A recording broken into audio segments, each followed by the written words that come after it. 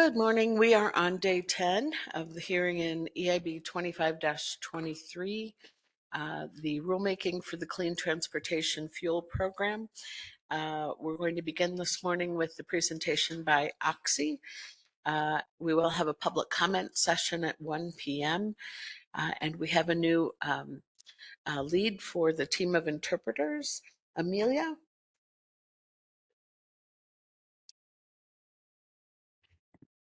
If you would please tell folks about the Spanish channel.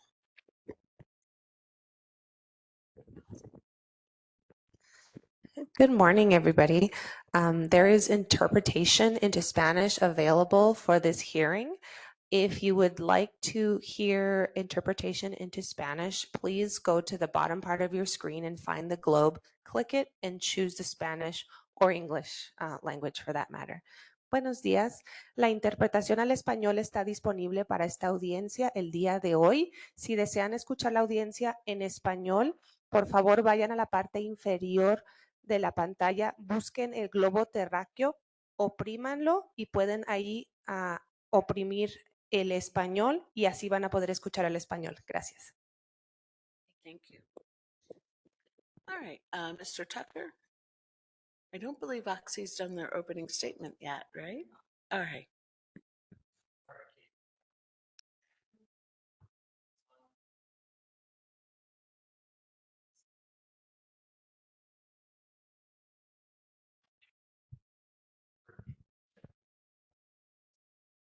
Can you hear me now? Is that good? Okay, thank you. Good morning, Madam Hearing Officer, Chair, members of the board. My name is Aaron Tucker, and I'm here today on behalf of Oxy USA Incorporated. I want to start by thanking you all for your participation, thoughtful questions, and careful consideration of all the issues in the hearing. It's been a long 2 weeks, and I recognize as the second to the last party, we stand between you and a well-deserved break. Towards that end, I endeavor to keep my presentation focused and brief. Next, Oxy would like to acknowledge the tremendous amount of effort undertaken by the department staff to put together the rule proposal before us. As we've heard, this is a very technical and complex rule. NMED staff should be commended for the work to put together the draft rule. Oxy appreciates the opportunity to participate in this important rulemaking to implement New Mexico's Clean Transportation Fuel Standard. Oxy was proud to publicly support HB 41 at the legislature. While Oxy is supportive of many aspects of the draft rule, we believe that there are important opportunities for improvement, as well as better alignment with the statutory directives in HB 41. As you'll hear today, Oxy has put forth a modest set of changes to the rule to ensure it provides additional credit opportunities for reductions and removals to help the state meet its climate goals.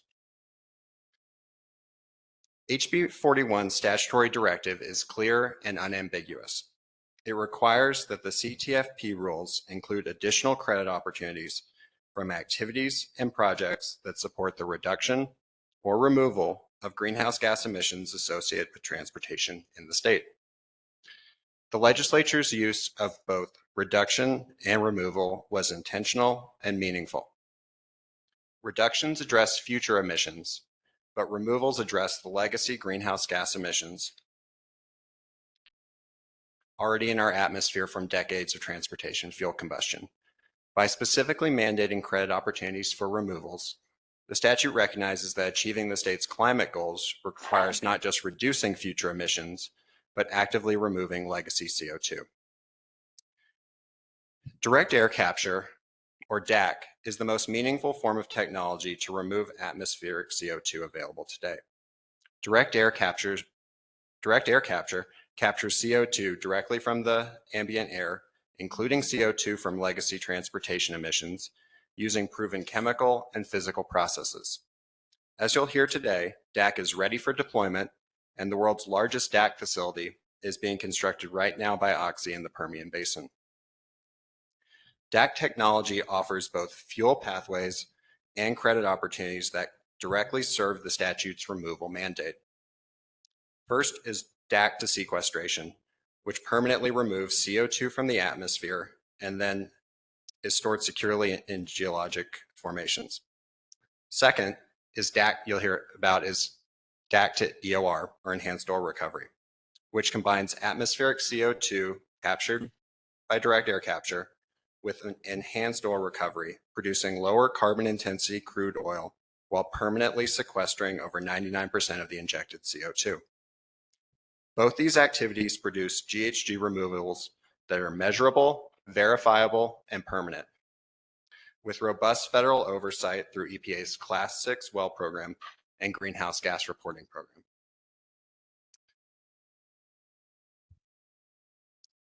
Finally, Oxy's proposed red lines fulfill the statutory directive. The current draft rule does not reflect the statute's clear mandate for removal credit opportunities. Oxy's proposed red lines directly address this gap by first adding key definitions to provide regulatory clarity. Second, modifying the project credit section to explicitly recognize direct air capture and CCS, or carbon capture and sequestration, as eligible project credit activities. And third, recognizing direct air capture to EOR as an innovative fuel pathway under section 20.2.92.205. 20.2.92.205. Acknowledging that atmospheric CO2 removal can produce lower carbon intensity transportation fuels. In conclusion, New Mexico has a unique opportunity to lead the nation in recognizing removal technologies as an important part of its clean transportation fuel program. By embracing direct air capture technology through our proposed rule changes, New Mexico can attract investment, create jobs, and achieve meaningful climate benefits while fulfilling the legislature's clear directive. Oxy respectfully urges the board to adopt our proposed red lines to ensure the final rule provides the removal credit opportunities that the statute requires and science demands. Thank you for your time and consideration. To call our witnesses. Thank you, Mr. Tucker. I'd like to call our panel of witnesses, Mr. William Barrett and Mr. Shannon Gray.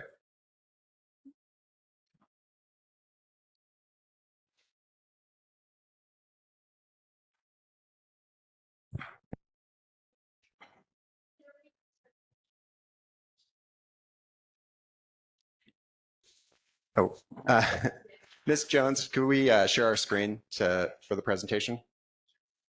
Thank you. Sir, if you would please spell your first and last name. Name is William Barrett. That's William.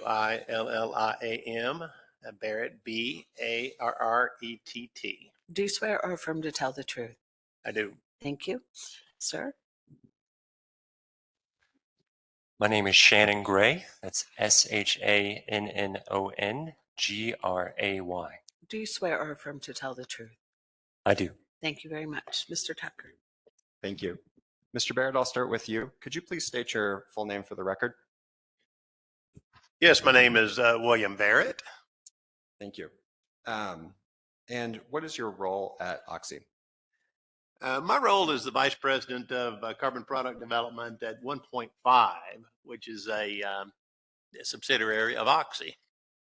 And could you please provide a brief summary of your employment history? Yeah, my employment history is that, gosh, I have 37 years of industry experience in oil and gas. I started my career actually working in the Permian Basin, fields in New Mexico, the Dollar Hide near Jowl, the Hobbs, Dollar Hide, yeah, near Jowl, and the Hobbs units. Worked oil and gas production in probably 7 states in the United States and internationally.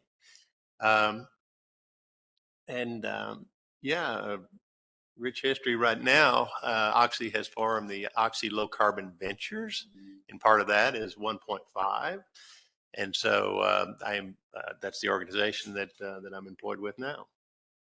And could you please briefly describe your educational background?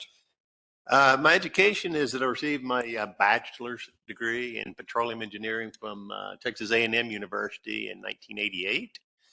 I have a MBA with a specialization in international business from the St. Thomas University. Yeah. And do you hold any professional certificates? I do. I'm a registered professional engineer. Also, I guess I'm on the Petroleum Engineering Advisory Board at the University of Houston. Thank you. Is Exhibit 3 a copy of your resume? It is, yes. Is Exhibit 2 a copy of your written testimony? Yes, that's correct. Do you have any corrections or clarifications to your written testimony you'd like to make today? No. Do you adopt your testimony in its entirety? Yes, I do. And Mr. Barrett, could you please provide us a summary of your testimony? Yes, certainly I will. Today, I testify on behalf of Oxy. And Oxy is one of New Mexico's largest hydrocarbon producers and a leader in carbon management for more than 50 years. My testimony focuses on two key pathways for captured atmospheric CO2. Direct air capture to sequestration, which permanently stores CO2 underground, and direct air capture to enhanced oil recovery, which both permanently sequesters CO2 and produces lower carbon intensity oil. And I will sometimes refer to direct air capture today as DAC. I begin with a short explanation of direct air capture. Direct air capture is a proven technology that removes CO2 directly from the ambient air using specialized chemical and physical processes.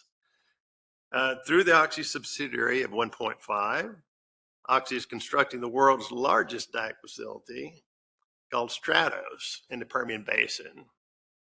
Stratos will be powered by renewable energy and is designed to permanently remove, through the direct air capture and on-site sequestration, up to 500,000 metric tons of CO2, atmospheric CO2 per year when it's fully operational. So for reference, that amount, that 500,000 metric tons, it's 500,000 metric tons per year. That's the equivalent to the annual emissions of about 116,000 passenger vehicles. So we're talking about quite a substantial project here.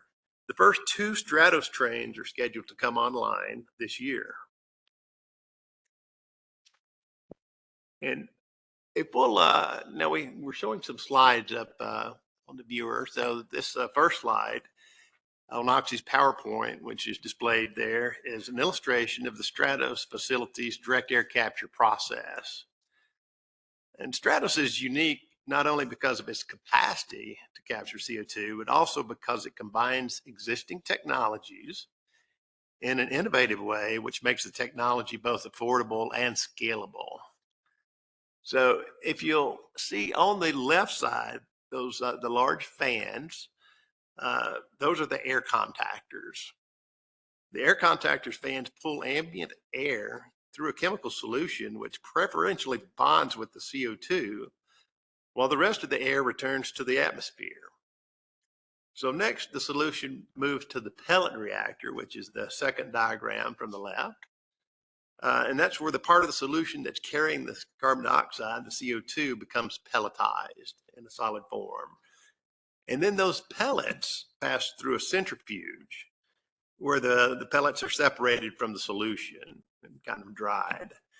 And then they pass through the calciner, as you see on the far right-hand side of the slide, where they're heated to release pure CO2 from the pellets. And it's important to note that the byproducts at every stage of this process are routed back through the system where they're used repeatedly to continue capturing CO2. So it is a continuous process, and the pure CO2 is then prepared for sequestration. If we'll move to the next slide, it shows a current photo of the Stratos facility out there in the Permian Basin, as I mentioned. Now, the first 2 trains are on schedule to come online this year, as I mentioned. Construction is complete and they're in the commissioning phase. And those are the ones you see there in the mainly on the photo, on the foreground. And construction is well underway on the trains 3 and 4, which are at the top left of the photograph.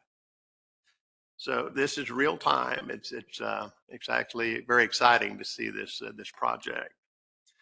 Stratos is strategically located above a subsurface formation that will allow on-site secure geologic storage of the CO2 captured there. The CO2 will be pumped directly underground where it will remain indefinitely. The next slide illustrates the characteristics of an underground storage site. The underground formation must have permeable rock for storing the CO2. And injection wells are typically drilled to depths of 1 mile or more. The CO2 is not stored in caverns. It's actually stored in the rock pores themselves. So the slide also shows the 4 ways CO2 is trapped and what happens to the CO2 over time. So injected CO2 is isolated by an impermeable caprock, and then the tiny pores in the rock, not the caprock, but the storage formation itself, trap the CO2. If there's saline water or brine in the formation, the CO2 dissolves into that liquid. And over time, the CO2 mineralizes and becomes part of the formation itself. So Stratos is an example of a duct sequestration process. Stratos captures atmospheric CO2, which is then injected for permanent storage below the facility. And my colleague, Shannon Gray, will discuss how we ensure that the captured CO2 remains underground. This process aligns with the Clean Transportation Fuel Program by removing CO2, a key goal of the program's enabling statute. Second, I will offer a short explanation of how direct air capture to enhanced oil recovery works. For direct air capture to enhanced oil recovery, CO2 is captured and transported to an existing hydrocarbon well that it's in its primary or secondary recovery phase.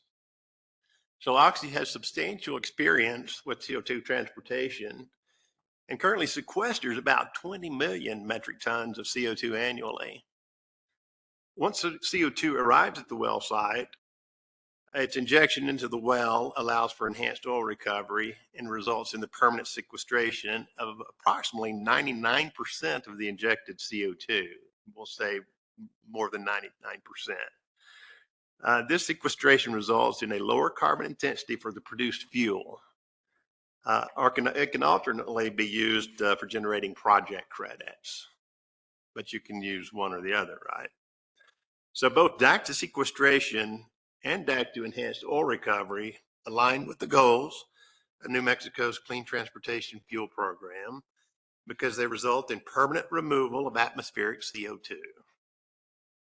And New Mexico is uniquely positioned to benefit from direct air capture projects and pathways as it is already connected to the world's longest and most interconnected CO2 pipeline system. Lastly, my written testimony includes proposed recommendations to the draft rule.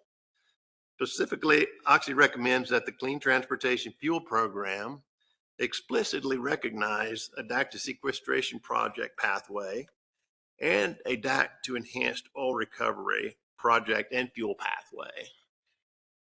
The changes would not only better implement the statutory directive, but improve the regulatory certainty so that entities know what types of projects are eligible and what pathways are available when they submit an application. If adopted, Oxy's proposed red lines would position New Mexico as an innovation leader while creating opportunities through sustained oil production, job creation, and new revenue streams from carbon credit sales. In addition, Oxy's red line proposes relevant definitions and related revisions to effectuate these changes. And finally, Oxy also recommends that renewable energy certificate balancing periods be extended from 3 quarters to 1 year to better reflect the current technological and market realities. More details of those realities are in my written testimony, so I won't go into those right now in this summary. In conclusion, each of Oxy's recommendations will help New Mexico achieve its climate goals while supporting existing industries and workers. And now I welcome your questions. Thank you, Mr. Barrett. I'd like to call my second witness, Mr. Shannon Gray.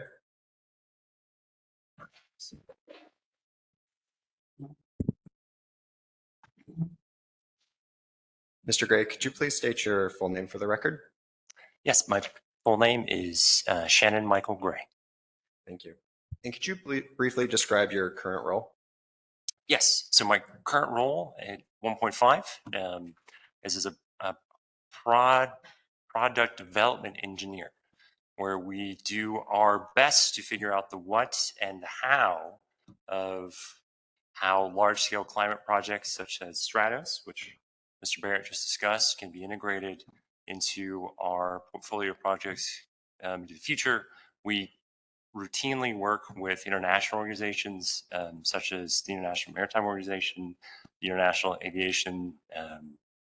Civil Aviation Organization, to provide advice and expertise on technical policies that will ultimately impact climate outcomes.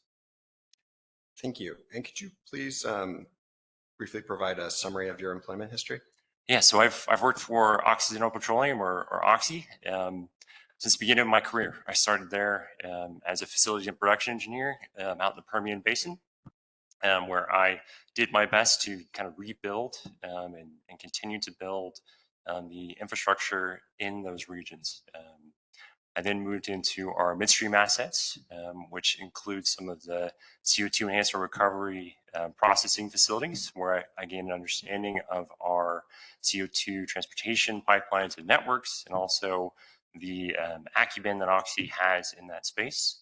From there, I evolved into a role as it's called an SME, or a subject matter expert in process engineering, focusing on CO2 compression, gas processing, liquids recovery. I helped provide guidance for younger engineers in those spaces. I then moved into Oxy's low carbon ventures business, where I worked with Mr. Barrett as we evaluated CO2 capture technologies and tried to figure out what Oxy's low carbon future would become.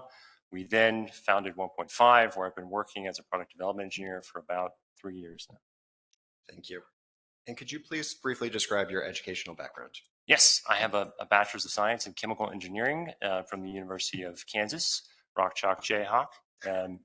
I also have a minor in East Asian Languages and Cultures.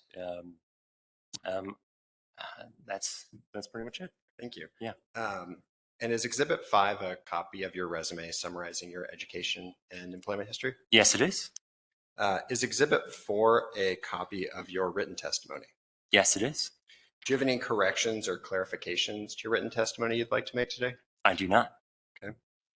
Do you adopt your written testimony in its entirety today? Yes, I do. Okay. Mr. Gray, could you please provide us a summary of your testimony? Absolutely. So, Madam Hearing Officer, members of the board, today I would like to provide this oral summary of my written testimony, focusing on two topics, which I believe are relevant to New Mexico's Clean Transportation Fuels Program. The first topic is an overview of how life cycle analysis can be used to determine a fuel's carbon intensity in a clean fuels program, which I will try to be as clear and concise as possible, given that we have covered this extensively in the past. And two, which may be more interesting for this part, is the verification and the permanence of geological carbon storage projects.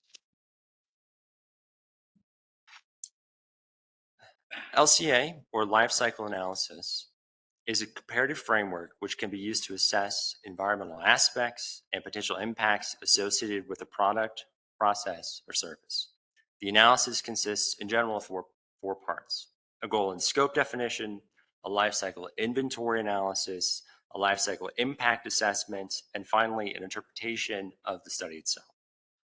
Using each step in that LCA framework, a practitioner, or someone who performs the LCA, can assess the environmental impact of a product, process, or service, LCA is a fundamental component for clean transportation fuel programs because it provides a consistent methodology for comparative analysis that regulators can rely on to confidently evaluate the carbon intensity of either a fuel or carbon impact of a project pathway within a clean transportation fuels program. International standards, such as the ISO, or International Standard Organization 1400 series of environmental standards, if used, can ensure consistency in the method used to determine how emissions from greenhouse gas emissions projects, or fuels for the production, transport, and end use within the state can be determined. NMED's current draft rule recognizes the importance of LCA by providing that regulated parties may use an LCA model based on a model created by Argonne National Labs for carbon intensity calculations called the GREET model. My understanding is that MNED has developed its own version of GREET using specific New Mexico parameters. The draft also provides regulated parties with the opportunity to use a modified or different model to calculate life cycle emissions for an alternative fuel pathway. The GREET model is a very useful tool. However, it cannot accommodate all fuel pathways, particularly innovative and/or new low-carbon pathways or projects. Allowing regulated parties to utilize equivalent LCA models or innovative and low-carbon pathways, coupled with independent third-party verification, provides regulatory flexibility while ensuring accuracy of the calculated fuel carbon intensity or product credit generation. For this reason, Oxy supports the ability of a regulated party to use a modified or different model to calculate the life cycle emissions for an alternative fuel pathway in section 202.a.3 of the rule. Although the rule provides flexibility in conducting an LCA for transportation fuel, the rule as drafted precludes certain innovative fuel pathways, such as direct air capture to enhance oil recovery. As stated in my written testimony, direct air capture is a form of durable carbon removal when paired with geological sequestration. Enhanced oil recovery via CO2 injection is a proven technology.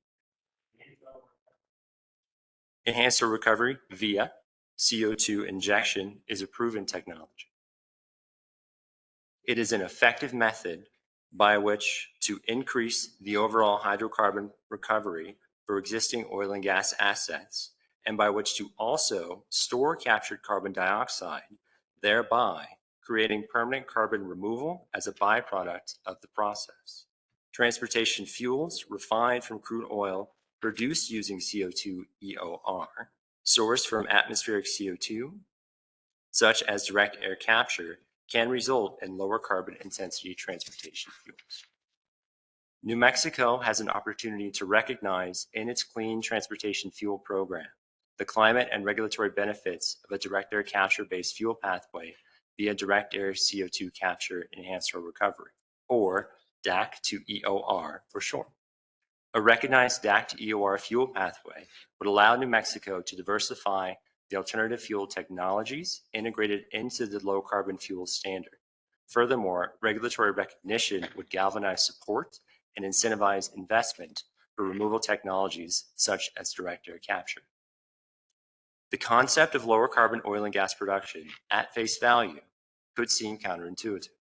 However, the arithmetic is quite simple, and we can use the same LCA framework to perform the assessment to ensure consistency in those results.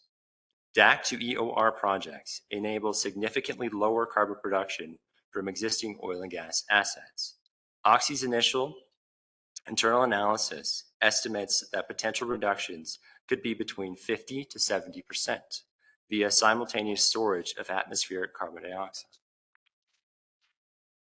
I would like to now draw your attention to the slide being shown. The slide now showing provides an illustration of a potential system boundary diagram for a cradle-to-grave life cycle assessment of a potential DAC to EOR fuel pathway. Beginning at the left-hand side of the slide, the system boundary diagram begins at the beginning of the process, with the fuel pathway electrical power source representing one of the inputs to the overall process. The source illustrated here is low carbon power, such as renewable electricity. Next is the direct air capture facility itself, which is shown capturing carbon dioxide directly from ambient air. After the carbon dioxide is captured and processed, a pure stream of carbon dioxide can then be transported and injected into a geologic formation for safe and secure storage. A secure geologic storage site can either consist of a dedicated storage reservoir, such as a saline aquifer or an inactive hydrocarbon reservoir. Or it could be an active hydrocarbon reservoir where the CO2 is stored as a byproduct of the continuing hydrocarbon extraction activity, such as enhanced oil recovery. For dedicated storage sites, the system boundary would end here. However, for low carbon fuels produced using DAC to EOR, the produced crude oil can then be refined into various transportation fuels, all of which would have a lower carbon intensity because of the atmospheric carbon dioxide permanently sequestered underground in the overall process. Storing carbon dioxide via enhanced oil recovery or dedicated saline sequestration via suitable formations leads to the second topic of my testimony, verification and permanence of carbon sequestration. As my colleague, Mr. Barrett, discussed, Oxy has extensive carbon management experience. Oxy has more than 50 years of experience safely sequestering and transporting CO2 and currently stores more than 20 million metric tons annually. Furthermore, Oxy's Stratos facility is expected to be the world's largest direct air capture facility when fully operational, designed to capture up to 500,000 metric tons CO2 annually. The facility achieves net zero electrical power emissions via renewable electricity and also co-captures CO2 emissions generated in the calcination step of the process from the combustion of natural gas. The CO2 captured at Stratos is then permanently sequestered on site. I can't.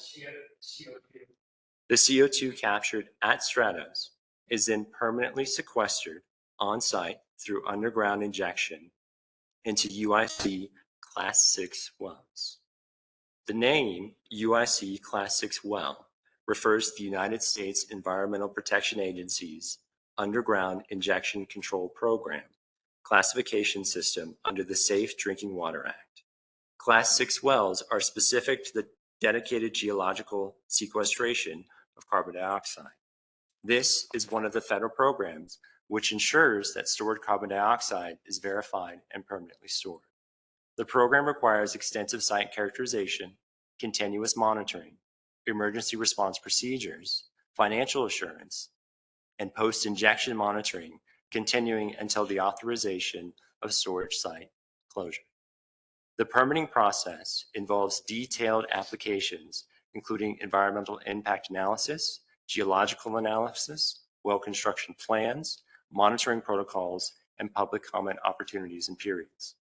Oxy has received 3 Class 6 well permits and is the first operator permitted to sequester CO2 from a direct air capture project in the United States. In addition to its Class 6 well permits, Oxy also holds the nation's first 2 EPA certified monitoring, reporting, and verification, or MRV programs for CO2 injection, and now manages 4 such facilities, one of which is located near Hobbs, New Mexico. These MRV programs include comprehensive requirements ensuring proper CO2 management through delineation of monitoring areas, identification of potential leakage pathways, dedication strategies, baseline establishment, and mass balance calculations. Additional federal oversight comes through the Clean Air Act's Greenhouse Gas Reporting Program, specifically Subpart RR, which applies to permanent geologic sequestration of carbon dioxide.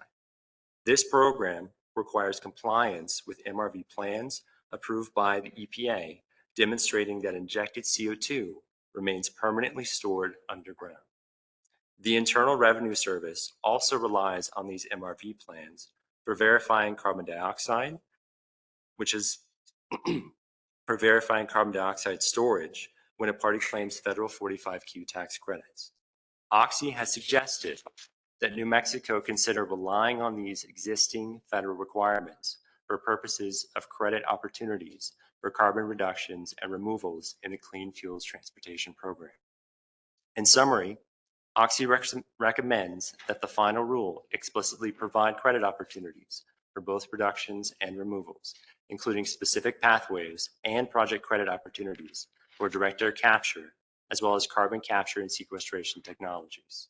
Oxy has provided a red line with a modest set of changes to implement those recommendations. With that, my testimony is concluded, and I welcome your questions. Thank you, Mr. Gray. I'd like to move for admission of Oxy exhibits 1 through 7. All right, I'll pause for a moment in the event anyone would like to offer an objection to the admission of Oxy exhibits 1 through 7.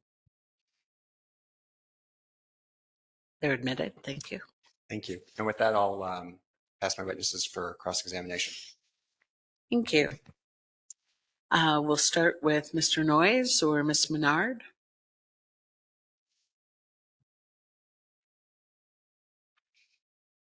Mr. Noyes, do you have questions of the Oxy panel? May not be on. All right. I don't know if Mr. Nasco is with us. Mr. Duff? Mr. Smith? Mr. DeSalen, Ms. Lynch, or Ms. Gerson? No questions, Madam Hearing Officer. Thank you. Thank you. Mr. DeSalen said no questions. Mr. Lobdell or Ms. Reynaud? Mr. Sorayas? Ms. Vercruz? Ms. No Tremblay? questions. Oh, good. Thank you so much. Ms. Tremblay? Mr. Maxwell, do you have questions of the Oxy panel? No questions. Thank you. Thank you. Is Mr. Weatherby with us? No. Mr. Boutier or Mr. Harris? I see Mr. Harris. No questions, Madam Hearing Officer. Thank you. Mr. Harris said no questions. Mr. Wexler or Ms. Olson? There you are. All right. Ms. Olson said no questions. Mr. Trujillo or Mr. Molenberg? No questions, Madam Hearing Officer. Thank you. Mr. Molenberg said no questions. And we come to you, Ms. Sona. Good morning. Briefly before I start my questions, Madam Hearing Officer, I wanted to introduce to the board and to the parties our law clerk, Natalie Smead, and our newest associate attorney who just passed the bar, Phoebe Roderick. They've been helping Jessica and I with a lot of this rulemaking and had the opportunity to join us in person today. And so I just wanted to recognize them and share that they have been very, very helpful with all of this. Thank you so much. Welcome. All right. Good morning. Thank you both for joining us. I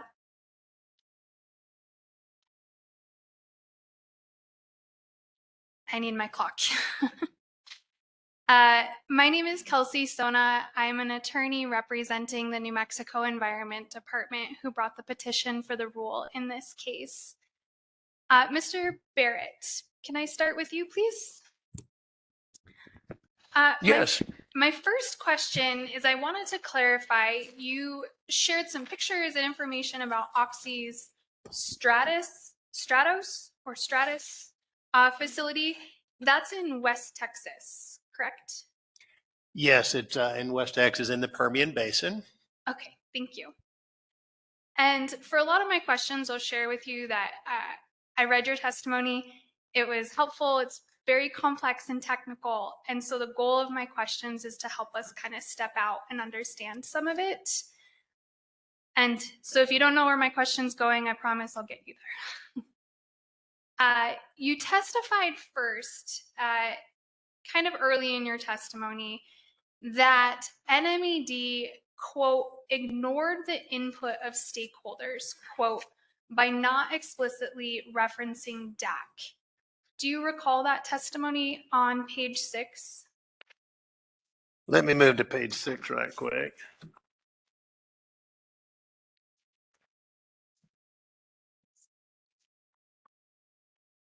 And which line are you on, Miss Sona? I apologize, I did not write the line down. But the quote is, ignored the input of stakeholders. Okay, for some reason I don't see that I use the word ignored, but if you say it's in the testimony, and I would say probably that whether it was ignored or not, it was not. There were not any dialogue back and forth to say why the comments or the suggestions were rejected. And I think there was testimony yesterday from Namoga to that effect.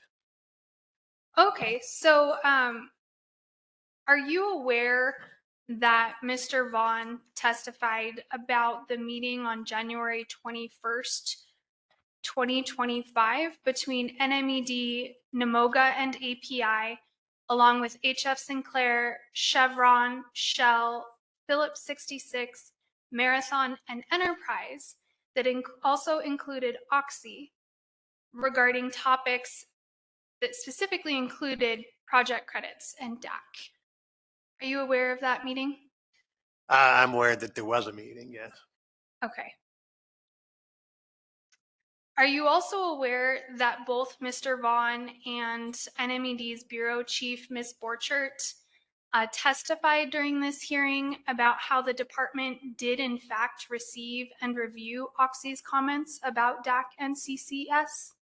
I'm not aware of that much detail of what went on at that meeting, as I was not at the meeting. So this question is shifting to testimony that these two witnesses gave in response to questions from your counsel, where they shared under oath that the department did in fact receive and review Oxy's comments about DAC and CCS. Do you have any reason to believe that they were not telling the truth? I don't have any reason. This is outside the scope of this.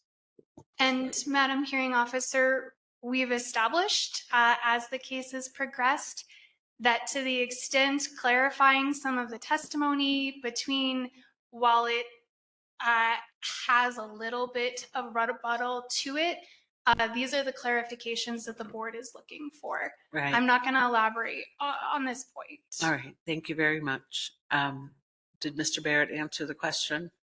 He did not yet. All right. Mr. Barrett, do you remember the question? Yes, I do remember the question, but would you repeat it just for clarity? Sure. So do you have any reason to believe that Ms. Borchert and Mr. Vaughn did not tell the truth when they testified about how the department did in fact receive and review Oxy's comments about DAC and CCS? I have no reason to believe that they were not telling the truth, that they reviewed these comments. But as I mentioned, I don't think there was any dialogue back and forth as to why they were rejected or how they were considered.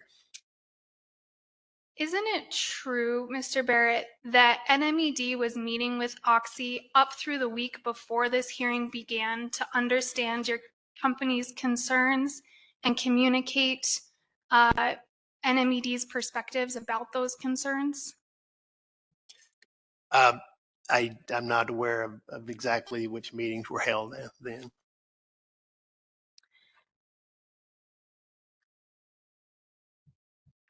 You weren't present to hear Ms. Borchert testify, so I will represent to you that part of her testimony was also explaining the department's decision to keep the project credit language broad and technology neutral rather than list out individual technologies. Do you have any reason to believe that this is not what she testified to? No. So it isn't the case that NMED failed to hear or review Oxy's concerns. It's that the department simply decided that an explicit listing was not the right fit for the program design, correct? I'm not sure that that's the full story. As I look at the rulemaking, the first pass through there did not even mention removals, and as I look at the listing for different fuel pathways, I see things technology neutral, of course, but I see things listed such as renewable diesel, renewables. So, Mr. Let me Barrett, get to that page right quick. If you would, biodiesel, biogas, biomethane. So that's, again, it's technology neutral, but it is giving some examples of pathways, which is when we talk about direct air capture and EOR. so Those again are Mr. technology Barrett, neutral, but they are giving, it's consistent with Mr. like Barrett, California LCFS can you and other please pause? programs. Hold on. What's, I'm trying really hard to not talk over you, but I asked a specific question, and you're veering kind of off topic on that. And we will be able to get through this. I only have 30 minutes. I don't have 2 hours to ask you questions. If Understood. you want to expand on it, your counsel will be able to address it and redirect. Okay, but this is a hearing as well, so. So, but it's cross-examination, so I get to ask questions, and hopefully you can answer those questions for Oh, me. I will answer them, yes, thank you. Okay. So it's not fair to say that NMED ignored Oxy. It is more fair to say that NMED did not include Oxy's recommendations in the rule, correct? Objection. This misconstrues Mr. Barrett's testimony. I'm sorry, I can't hear you, Mr. Tucker. Turn the Objection. This misconstrues Mr. Barrett's testimony. Council has not pointed out anywhere specifically where he stated it was ignored. I Ms. have, Sona? Madam Hearing Officer, it was a direct quote in his written testimony. From page 6, you said. It doesn't show, we need a citation to it. Madam Hearing Officer, we addressed this question already. Mr. Barrett identified this quote in his testimony and agreed that his testimony said on page 6, quote, ignored the input of stakeholders. I might have to, I cannot find that on page 6, so. He didn't say that he could find it. He asked for the line, and I didn't hear him say that he found it. Well, I heard that, so I'll move on. All right, And- thank you. Mr. Barrett, is it true that agencies have to weigh multiple stakeholder views and make judgment calls when it comes to rulemaking? Yes, to have effective rulemaking, yes, that is the case.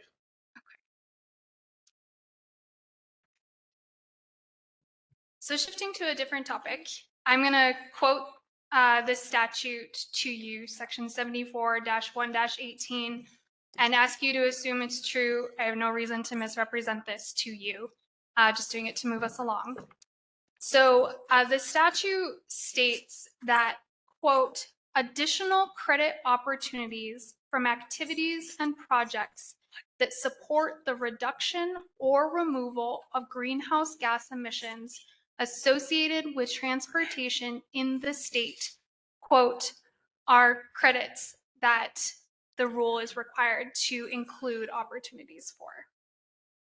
Do you agree with that? Yes, I think your question was, would I assume that's true? And Yes. so I can assume that's true. I believe it is true. Okay. So the words reduction or removal are fairly broad. And from my understanding, you believe, your opinion is that these terms include both reducing emissions at the source and removing greenhouse gases already in the atmosphere. Is that a fair high-level characterization? Yes. Okay. Is there anything in the language that I just read to you that specifically tells NMED or the board to enumerate every eligible project type in the rule? Certainly not.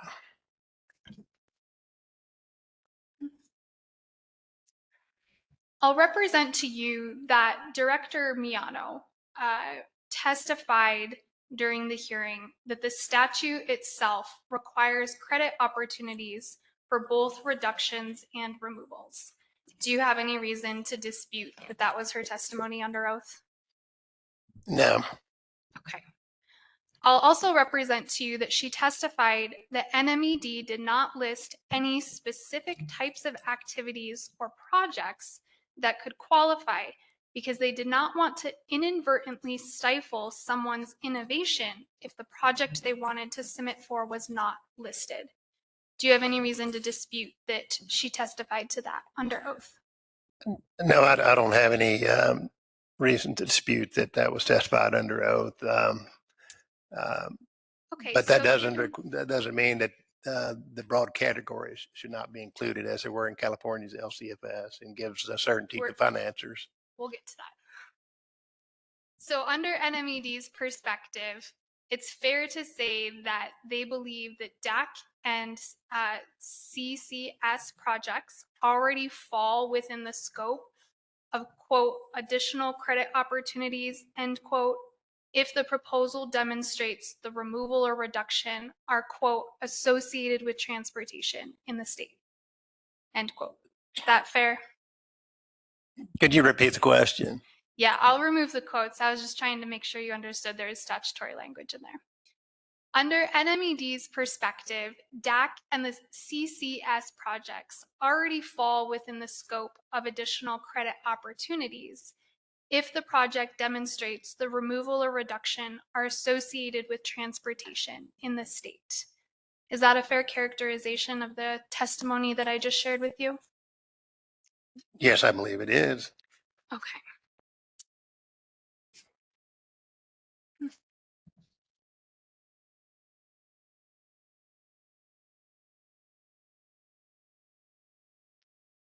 I'm just skipping some repetitive questions. Our server went out last night, so I didn't get to clean up as much as I wanted for you.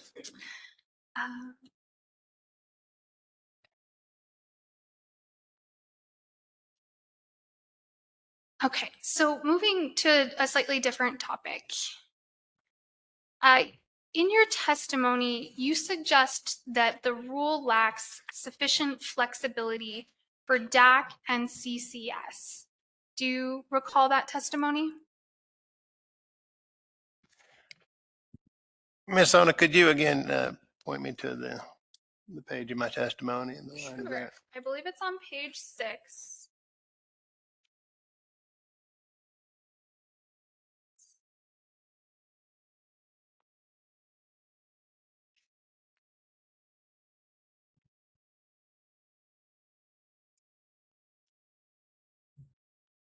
And Ms. Ona, I cannot find anything like that on page 6 of my testimony.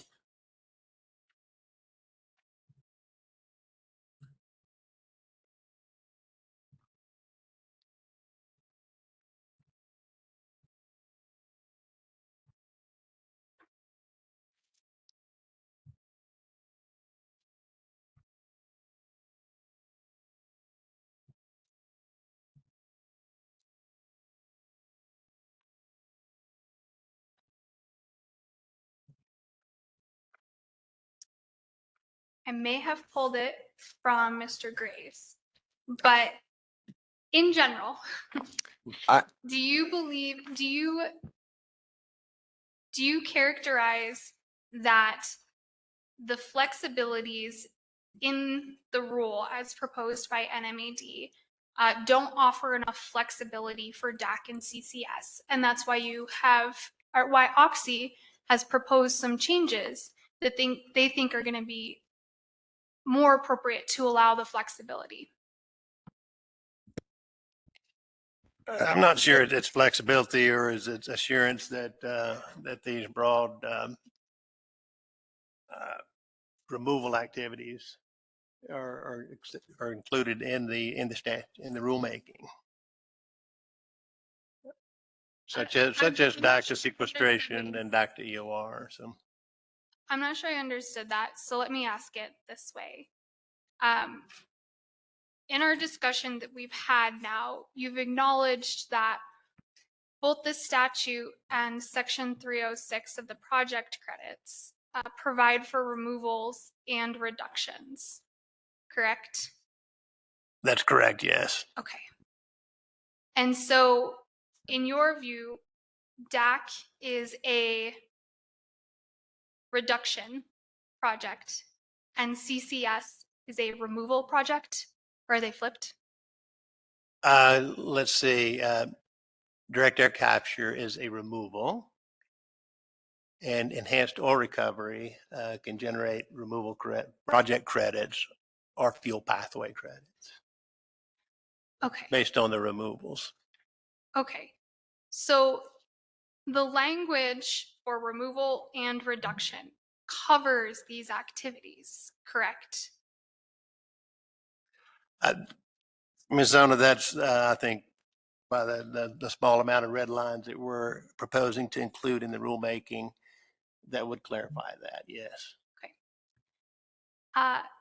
Slightly different question. Oh.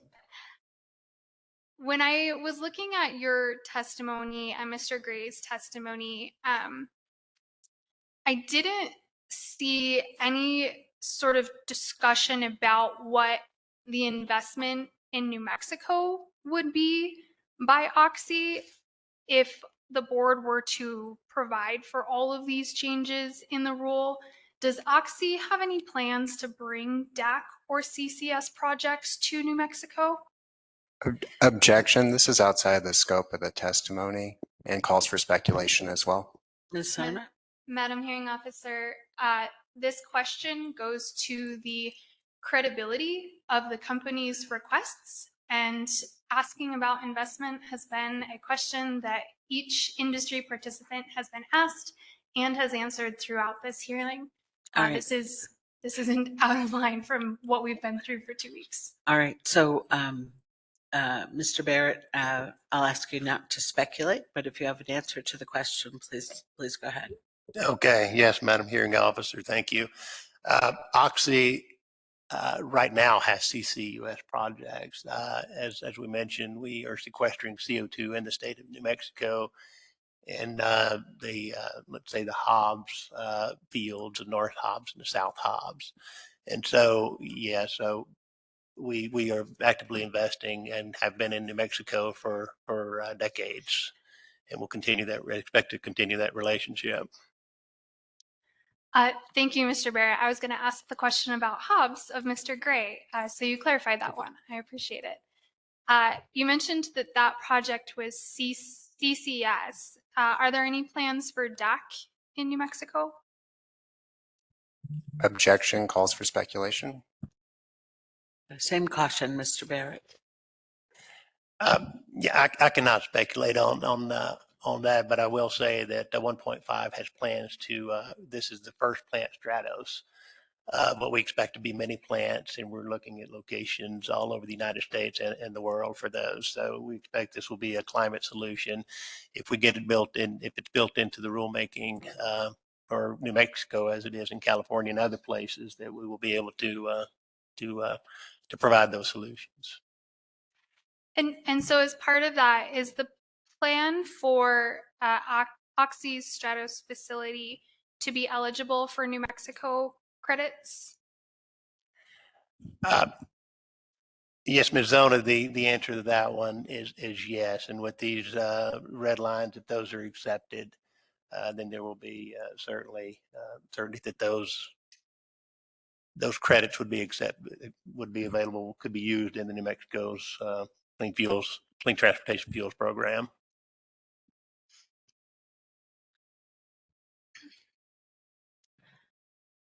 Are you aware that the department revised the language in section 301 to state that project credits would open July 1, 2026, as opposed to the initial petition proposal being 2030?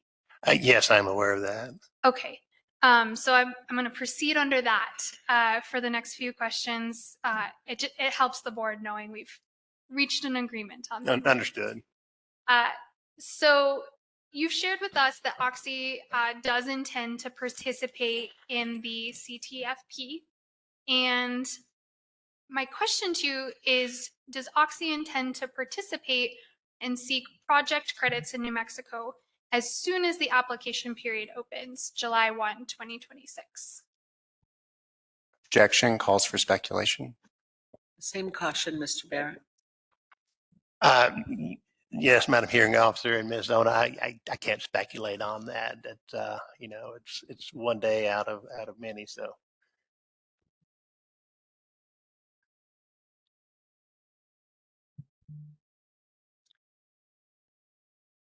are these business operations that have not been considered yet as part of the proposal, or is this just that the decision to the end result, to answer my question, has not been officially made yet? I guess in a more clarifying question, have these conversations occurred about what's going to happen once we get the go date for New Mexico? The Oxy expects to be involved in the Clean Transportation Fuels program as a credit generator, a pathway holder, and so we do expect that we'll be involved there.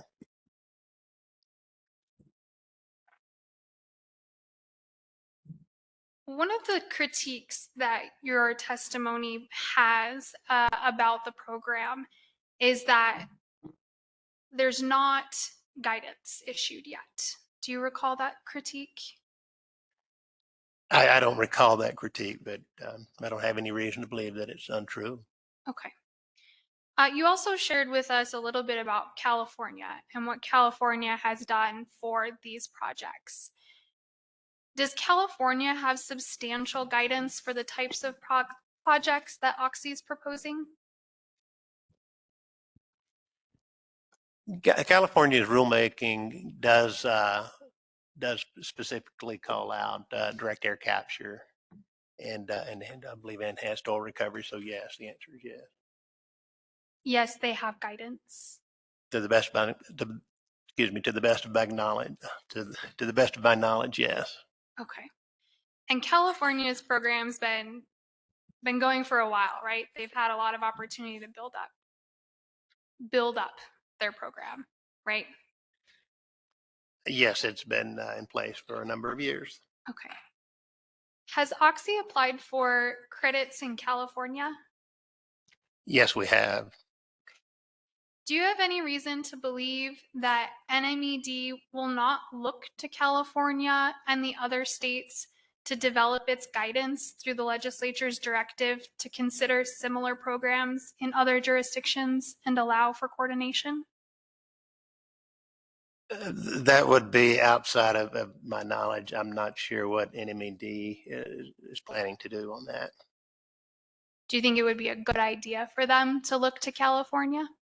I think it's a good idea, as was mentioned in the testimony yesterday from NMOGA, to look at other successful programs, the amount of time that it takes to implement them, what's included in them, yes, and learn, so that New Mexico's is positioned for early success. So you've shared that this guidance issue is a bit of one of the uncertainties. And I want to clarify, is it Oxy's position that NMED should be issuing guidance before this rule is adopted? No, Ms. Zona, it's not our position that the guidance should be issued before the rulemaking. It's our suggestion and advice in our red lines that these small changes be included in the rulemaking.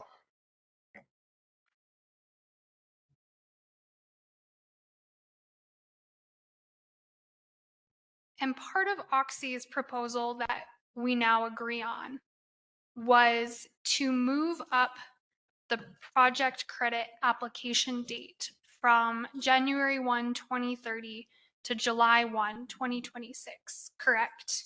Yes, correct. Okay. So can you reconcile for me the inconsistency that the department should be accepting project credits earlier, that it isn't ready because it doesn't have guidance, and so there's an inconsistency there? Can you explain for me how both of those requests reconcile? Objection, compound question, as well as vague and ambiguous. Would you rephrase that, Ms. Zona? Sure. Well, let me ask the witness. Did you understand my question? If you could rephrase the question, I think it was compound and several different questions in one. So Oxy has both argued that the department isn't prepared with guidance and then also asked for an earlier application start date, while at the same time not making any commitments that it's going to actually apply under this early start date. Can you reconcile for me all of these requests? Objection misconstrues Mr. Barrett's testimony. Uh, which part of it is misconstrued? About Oxy's intention as to when they were applying. I think she's asking what Oxy's intention is, right? So, Madam Hearing Officer, I asked the direct question Right. of the witness, and he hedged and did not provide an answer. And so, if he would like to clarify as part of this question to state whether or not Oxy intends to apply as of July 1, 2026, I think that would certainly be part of the clarifying reconciliation of the request that I'm trying to understand. Okay. So she's asking about the tension between wanting an earlier date but not making a commitment to apply by then, I guess. Is that true? Yes. Okay. Yes, Ms. On that one, I don't believe that's an inconsistency. The original date of January 1st, 2030, and we do appreciate changing that to July the 1st of 2026 because that's almost 4 years that we are able to advance this. That the removals being included in the program. We have Oxy has supported the rulemaking since the very inception, so we do think it's a great idea. I just cannot commit to a date of making applications by July the 1st of 2026. But I can tell you that Oxy and others will certainly benefit from being able to do so almost 4 years in advance of the original January the 1st, 2030 date. Okay, thank you, Mr. Barrett.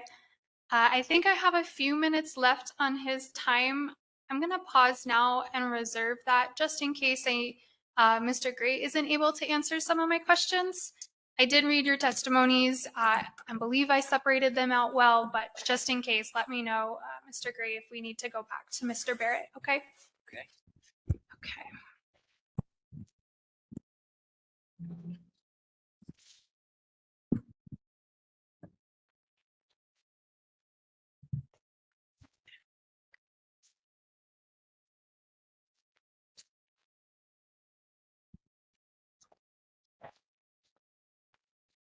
All right, so we get to skip the first question. Thanks to Mr. Barrett. Okay. Would you agree that the transportation fuel industry is constantly innovating? I would. And with new technologies, whether in carbon capture, alternative fuels, infrastructure, these can emerge faster than the government can keep up sometimes, right?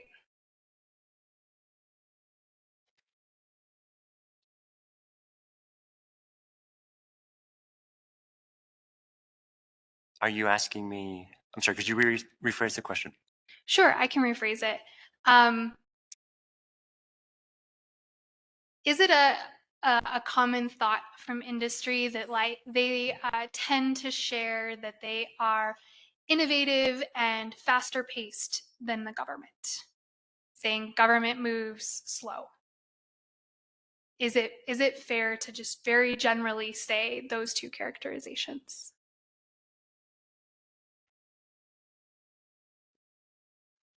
I would say it's a complex question. I think it depends on the government. Internationally, there are many governments who move very quickly. For instance, if you look, into the East, the Chinese are incredibly fast and very efficient, but it's a different type of government. I would say the answer really depends on the type of government, the purpose, the mandate. I would say in America, in my experience as As an engineer who has gone through permitting processes in various states, each state has its own policy and I'd call it a time constant to bring in engineering into government, which is a dangerous thing to do sometime. But I would say it depends. If you were going to answer it for New Mexico, would you have a perspective to share? For New Mexico, I do not. Okay. You are aware that one of the key components of the statutory directive for this program is technology neutrality, right? I am aware. Okay. Is one way to think about technology neutrality to make sure that the rule can adapt as innovation progresses?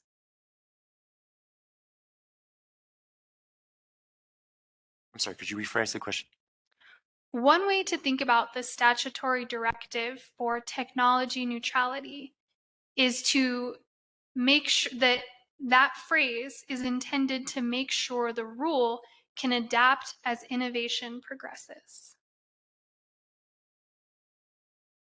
I think that the phrase technology neutrality is to allow a level playing field within a regulation so that no technologies are precedents against and all have a common assessment using a common framework to achieve a common goal.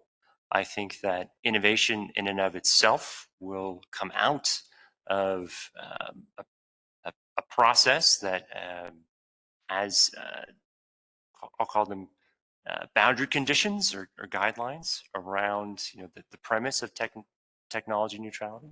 But I think the application of that in practice depends on the notions of the citizens and the government officials and the enforcers of those rules. So, with what you just shared with me, my takeaway, and let me know if you agree, is that new technologies that we don't know exist yet would fall under this in being able to be treated the same way as technologies that do exist today. Is that a fair characterization of what you would say technology neutral means? I think that is an excellent definition and an expert aspiration for how to enforce technology neutrality for any rule. Okay. So, in general, the more prescriptive the CTFP rule is, meaning the more it locks into specific projects, technologies, accounting methods, the less room there is for new innovation to fit under the rule, correct? I do not agree with that at all. I think in general, the position and the purpose of providing a rule is to provide clarity and assurance to the people who are governed and want to participate under that rule. What we have found in general is that frameworks that lack that specificity often spend valuable time and resources later going back and providing that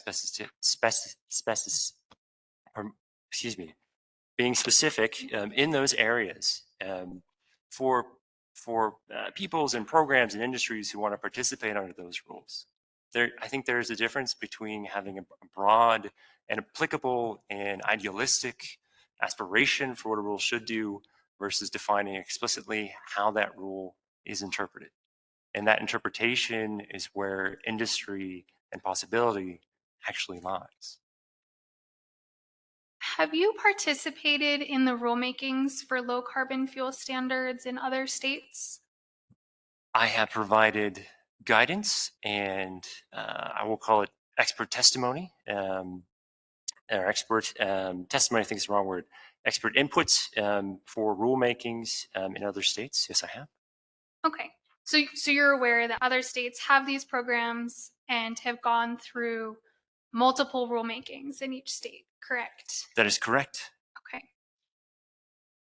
Wouldn't prescriptive language in New Mexico's rule that's getting us started with this program, getting it off the ground, wouldn't prescriptive language exclude new innovations unless the board changes the rule should that innovation not fit within the box that the prescriptive language has created? I do not agree with that at all. I think in general, there is more than enough flexibility in regulatory programs in low carbon fuel standards to allow certain projects or technologies such as direct air capture explicitly, which has been done, I believe, in 2 or 3 low carbon fuel standards, and also not exclude other technologies that have not yet occurred. I feel like you're making a comparison of two things that are inherently not in competition, and I don't understand the line of questioning. So the moment you create a list, you suggest from that list that those are the items that are expected because they're explicit. Correct? That is typically the form and function of a list, but I would also say that most of those lists have an explicit provision at the top that says not an exhaustive list, which implies and clarifies that that list is simply a representation of the technologies that are widely understood, widely known, widely used in these programs without necessarily excluding any others. Doesn't that send the message from this board, though, that those other widely recognized technologies that are not included in the list mean that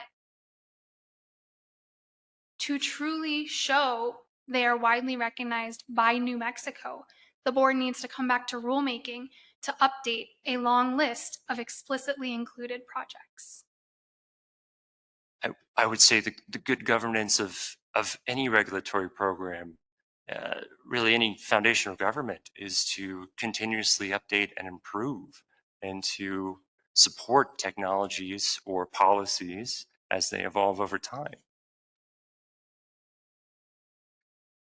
Were you present for the testimony that occurred early in the week regarding the complexities that are associated with coming back for rulemaking over and over and over? Can you remind me which day that occurred on? This has been a theme the past 2 weeks. Objection. I think council needs to provide some specificity as to what testimony she's referring to. Do you want to rephrase, Ms. Sona? Sure.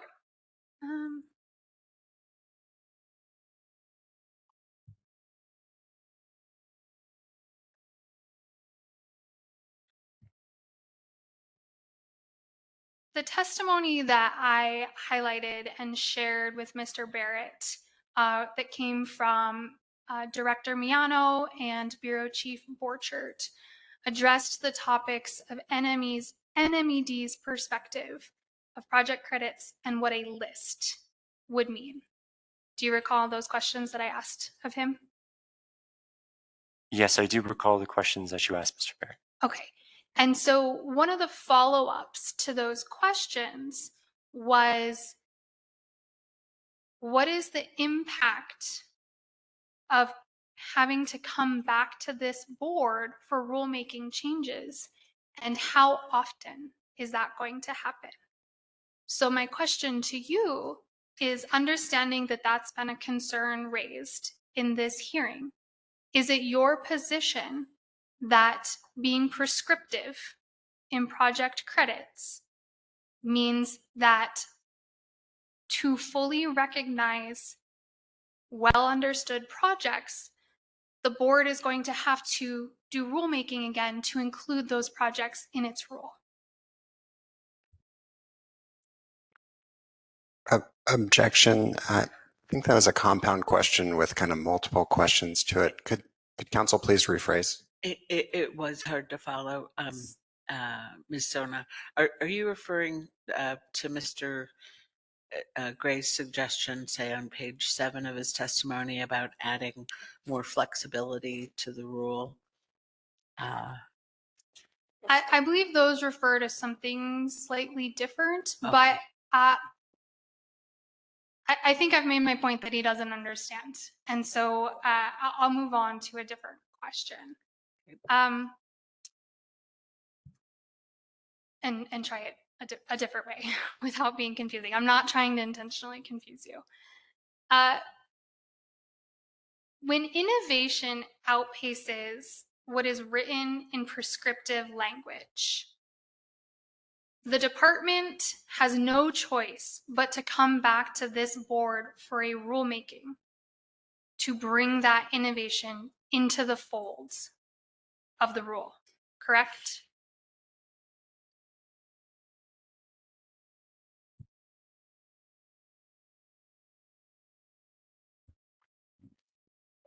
Objection calls for speculation. So, Madam Hearing Officer, I'd object to the witness's long pauses, then drawing an objection. If he doesn't understand the question, he can tell me that and say, I don't know what you're asking. But I don't think it's fair for counsel to coach the witness when he's thinking. All right, so I don't see coaching necessarily, and what I see with Mr. Gray is he's trying to process the question and his potential answer. So if you would restate your question, and Mr. Gray, if you don't have an answer, just say I don't know. Let me phrase it this way. How else could the department expand eligibility under the rule if it doesn't change the language of the rule?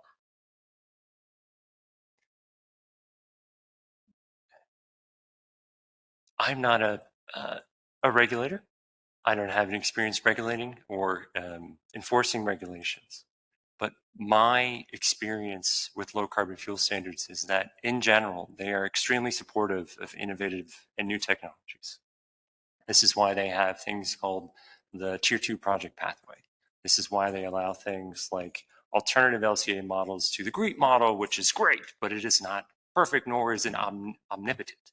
I think in general, any LCFS regulatory oversight board or governor or chair is going to have a continuous process for updating rules.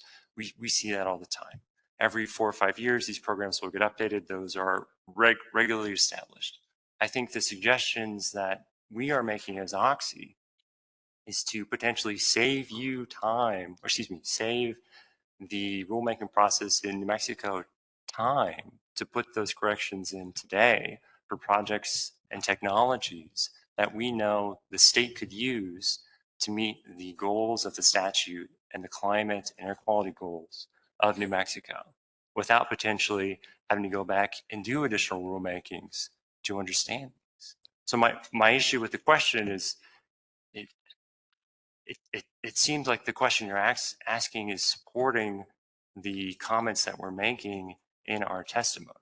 And so I'm struggling in understanding why they're being asked. Let's talk about time that you just shared about. For Oxy's DAC to sequestration and CCS projects, the captured CO2 has to be injected into class 6 wells, correct?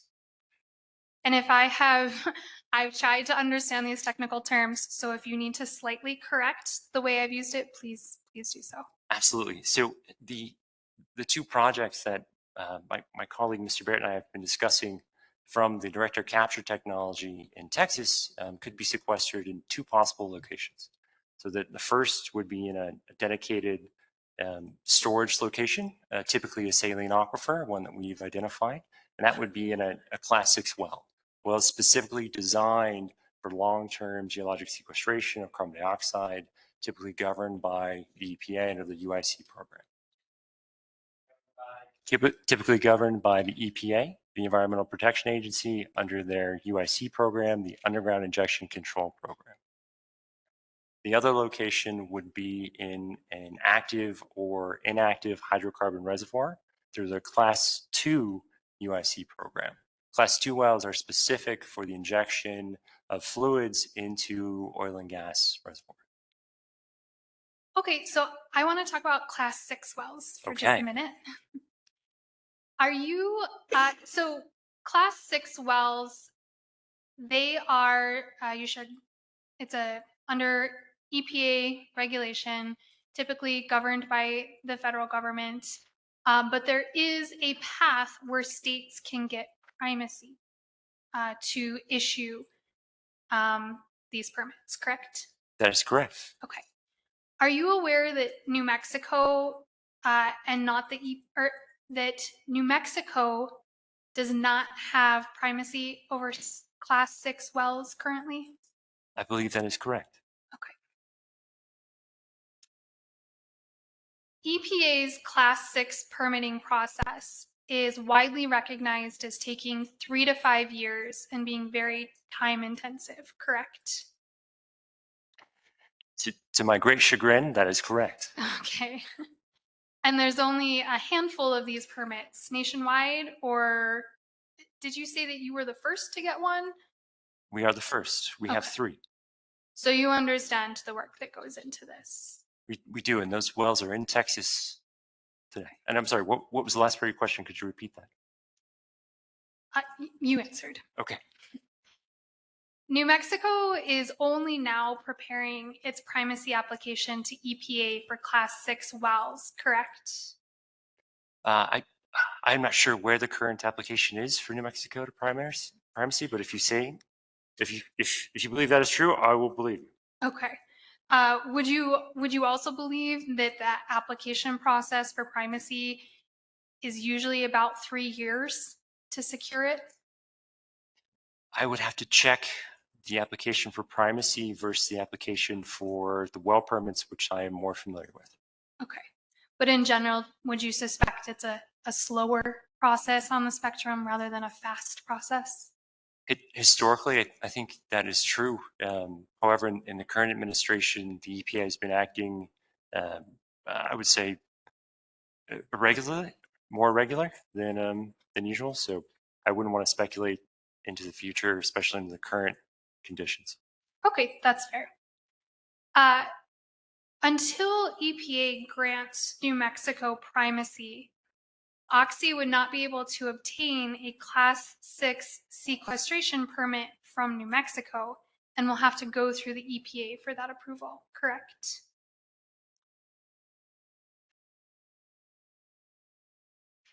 If the EPA maintains primacy for New Mexico, the EPA would be the one to issue that permit, very similar to the process that we just underwent in the state of Texas. Okay, thank you. Madam Hearing Officer, could we please get a quick time check? Yes. 10:12, 10:32. You're 20 minutes in by my. Thank you.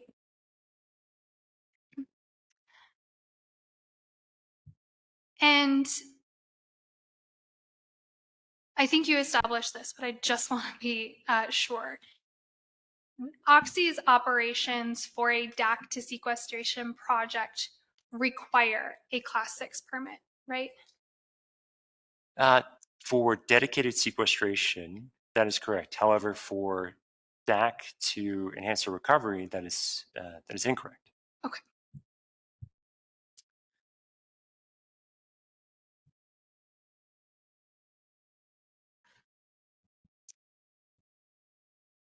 Mr. Gray, switching topics a little bit, you testified that fossil fuels should be able to apply for a new lower carbon intensity pathway. Is that correct? I believe you're referring to the portion of my testimony where we talk about the combination of atmospheric carbon dioxide being injected and stored as a byproduct of existing enhanced oil recovery, which we would view as an innovative pathway for fossil fuels. My understanding is the current regulation, as written, explicitly outlaws any innovative pathways for existing fossil fuels. So I want to talk about that pathway part Okay. of your testimony. When you say outlaws pathways, are you referring to Table 4 in the rule and the use that fossil fuels, the use of Table 4 being that fossil fuels must use that baseline pathway in the program? Is table 4 the lookup pathway? I believe so. Do you mind if I check? Sure, go ahead. Thank you.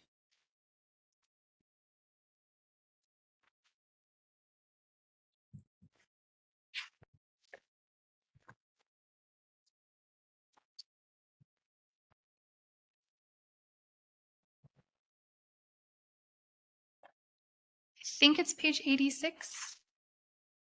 That is the lookup pathway. Okay, so we're on the same page. So stepping back from the way that table works, I want to ask high level about carbon intensities.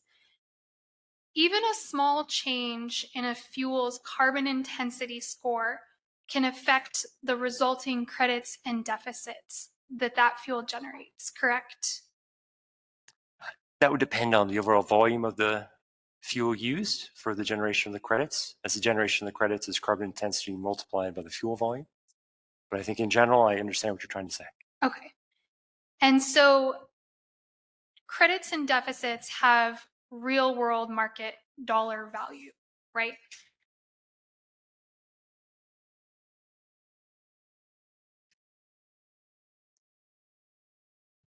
For the participants under the fuel program, Yes. they would have a value.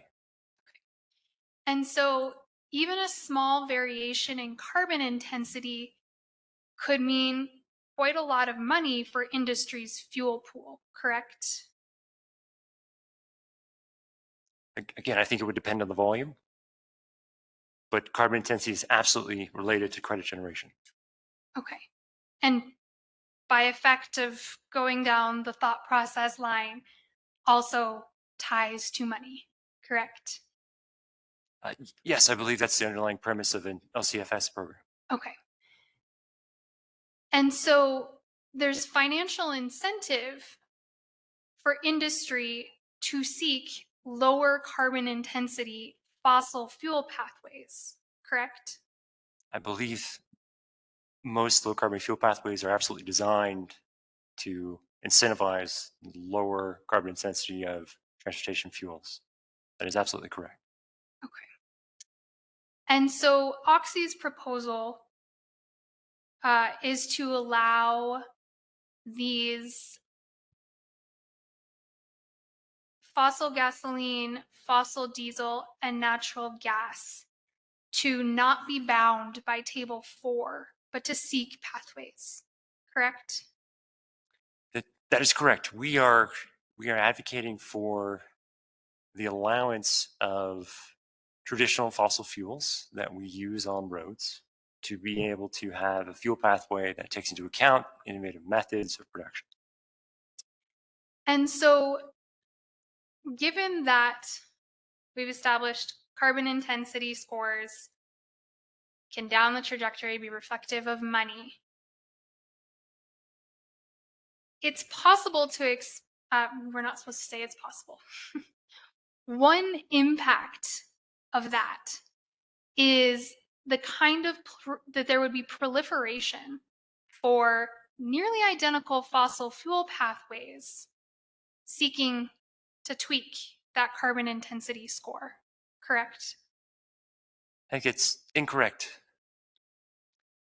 So you don't believe the industry could game the system by carving out minor efficiency tweaks with new lower carbon intensity fossil fuel pathways instead of just using the pretty well established intensities in table 4. So table 4, I believe, reflects lookup values, which are, in my experience, for LCFS programs are values that you can look up if you don't want to go through the process and the rigor of providing your own data from your own facilities or refineries, and then having that third party certified to the states and having those credits generated or certified as an alternative carbon intensity fuel pathway. I think the I'll call it the hesitancy, or I guess the advice that we're trying to to provide in revising the current rule is making sure that producers such as Oxy that have, I would say, an innovative method and an out-of-the-box solution have a way to bring that pathway to market, which would generate credits that we think the market could use to offset the deficits. Remember, Oxy is not a, I don't believe we're a regulated entity under the rule. We would have to voluntarily enter into this rule. And we could voluntarily enter in as a large-scale credit producer under the rule. And I think what we saw yesterday in some of the testimony from the experts, technical witnesses at MOGA was that there could be a risk of a credit shortfall in the first couple of years of the program. We could potentially help address that as a voluntary entry into this program. And there's money to be made in being able to get more credits, correct? That is correct. That is the underlying premise of every low carbon fuel standard. It is a market-based mechanism. Turning to a slightly different topic. Okay. And this is my last topic, unless I have more questions from your answers. Okay. I want to talk about GREET. Okay. We've heard a lot about GREET, and specifically for Oxy, the unique perspective that you shared was that GREET does not contain a default pathway for direct air capture or DAC to EOR, correct? That is correct. Okay. And you also testified that the rule must allow the department to recognize other models than GREET. I testified that I believe my understanding is the current version of the rule allows equal or alternative LCA models to GREET. Not that it must allow. Okay, that was a clarification I was going to seek, was your understanding on that. So it's your understanding, if you want to turn to section 202. Okay. Do you know the page? I have it from my exhibit. Let me pull it for you.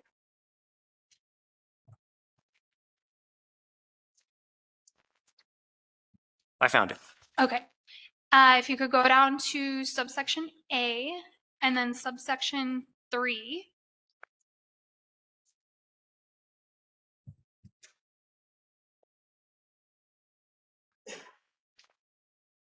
Do you find those? I see it. Okay.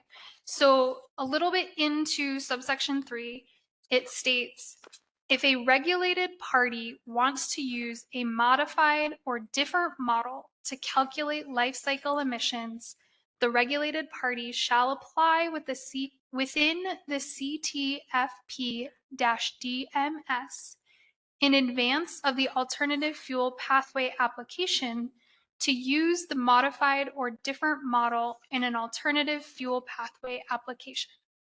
A regulated party shall not submit an alternative fuel pathway application using a modified or different model without prior approval from the department. Do you have any reason to believe I read that wrong? No reason. Okay. Is that the flexibility that you're referring to as your understanding that Oxy would not be forced into using GREET if it felt another model better reflected the life cycle analysis for its activities? I believe that is correct. Okay. Madam Hearing Officer, those are all of my questions. All right, thank you very much, Ms. Sona. I reread the entirety of Mr. Barrett's testimony, and not on page 6 or any other page does he say that ED ignored stakeholder input. So we will have to disregard that part of the cross-examination. Let's turn to the board. Member Ely, do you have questions? Madam Hearing Officer, Mr. Tucker. would it be appropriate maybe for a quick break right now? Oh, you know what? I'm Yes. sorry to interrupt questioning, but yeah. Absolutely. No, that was my job again. It's 10:43. Let's come back at 10:58. Thank you. Thank you so much.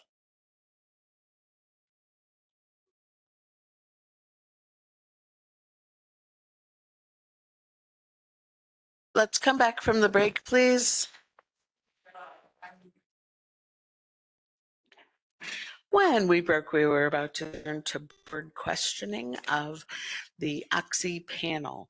Member Ely, do you have questions of the Oxy panel? Just a couple. Thank you for being here this morning. So I believe Mr. Murphy from California provided testimony about the California program for project credits for CCS. I don't know that he mentioned DOC. And it was my understanding that California allows that, has guidance on it. It may even be explicit in their rules, but nobody's taken advantage of it. Is that your understanding as well? Thank you for that question, Madam Board Member. Direct air capture is explicitly set out in the California rulemaking. And as to the point that no one has taken advantage of that yet, the reason is because getting pore space certified has in California has been a lengthy process. And so our application was I think November of 2019 is when we made the application, and the staff I think then found it the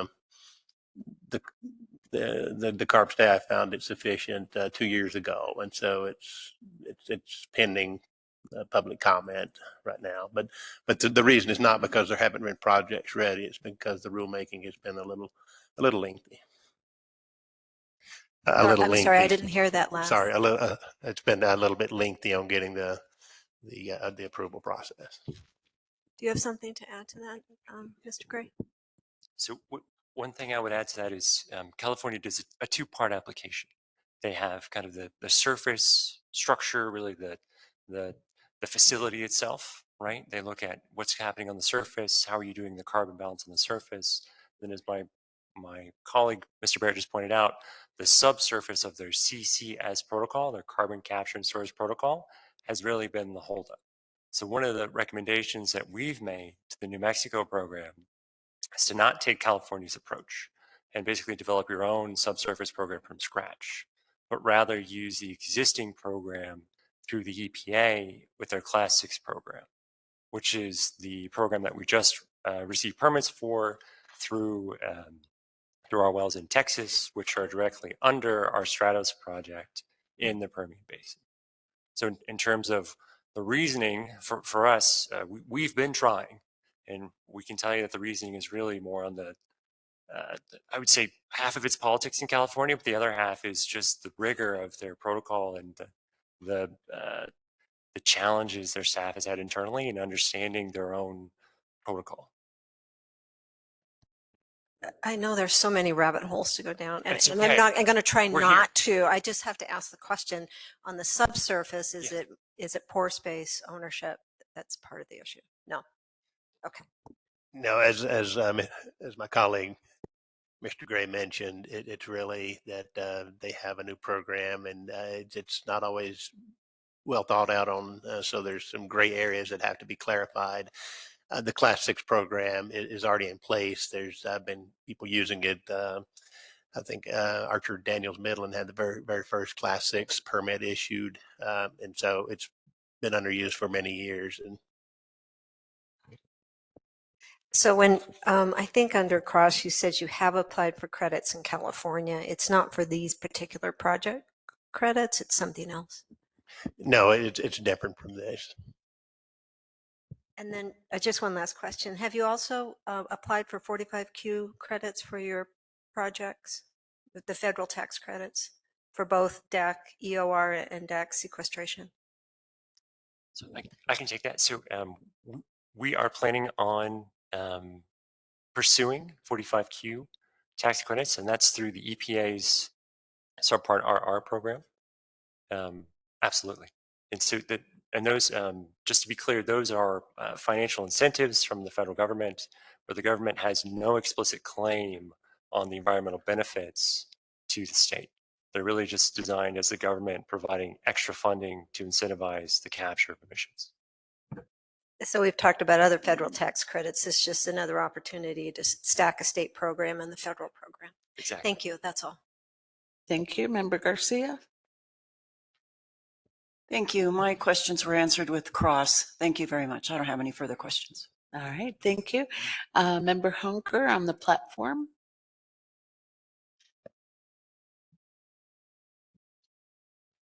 He may have stepped away. Member Bitzer on the platform?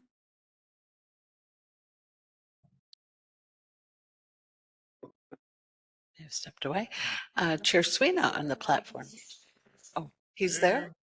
Yeah, just you got to unmute me. There we go. I got thrown off the platform earlier, so coming back on, I needed to be readmitted from mute. Yeah, where was my readers? I had a just. Do you have questions of Mr. Barrett or Mr. Gray? Yes. The what's it called? The Stratus setup that you've got in West Texas. Does that run 24/7? Yes, the answer to that is when it's up and running, it's just construction is completed on the first 2 trains of that. And it's those are expected to start operation this year. And yes, it is a continuous operation that will be operating 24/7. So that's the difference between the specific technology that we use versus others that are batch processes. Ours is continuous. And so all of the different input, the materials that we use get recycled throughout the process. Yeah, I saw that in your graphic. What's the lifespan of that facility roughly you expect? So that the design life is 25 years. Okay, and then I know we don't get a lot of windless days in West Texas, but if you had a windless day, wouldn't you be kind of starting to compete against yourself? And you only got what, 0.5% of our air is carbon dioxide. So if you pulled it out of the air effectively and then you push it back in, you've sort of potentially at least created an area where you have even less than 0.5% in the immediate area. Has this been beta tested to see if that ever happens to y'all? Yeah, so we have absolutely beta tested it. We've been testing, and by we I mean our colleagues in Carbon Engineering, who's the technology company out of British Columbia, Canada, who've invented the technology. We acquired Carbon Engineering in, it was 2003. They run a what they call a Carbon Engineering Innovation Center in Squamish, British Columbia. Carbon Engineering in Squamish, British Columbia, where they've tested this technology for thousands of hours. They've tested it on wind days, windless days, and what we found in general is that the mixing of carbon dioxide in the atmosphere at atmospheric pressure is essentially instantaneous. And so your diffusion from the air exiting the contactor versus the air entering the contactor, that concentration of carbon dioxide, which is typically around 400 parts per million, which is I think 0.04%, it eventually evens out. Okay, But I'll just just add that's a great question, because some people have asked, wouldn't it be better to site your direct air capture units in an industrial sector where most of the carbon emissions are associating with? But that doesn't work. The CO2 concentration of the atmosphere there is still 400 parts per million because the dispersion of CO2 in the atmosphere is so efficient.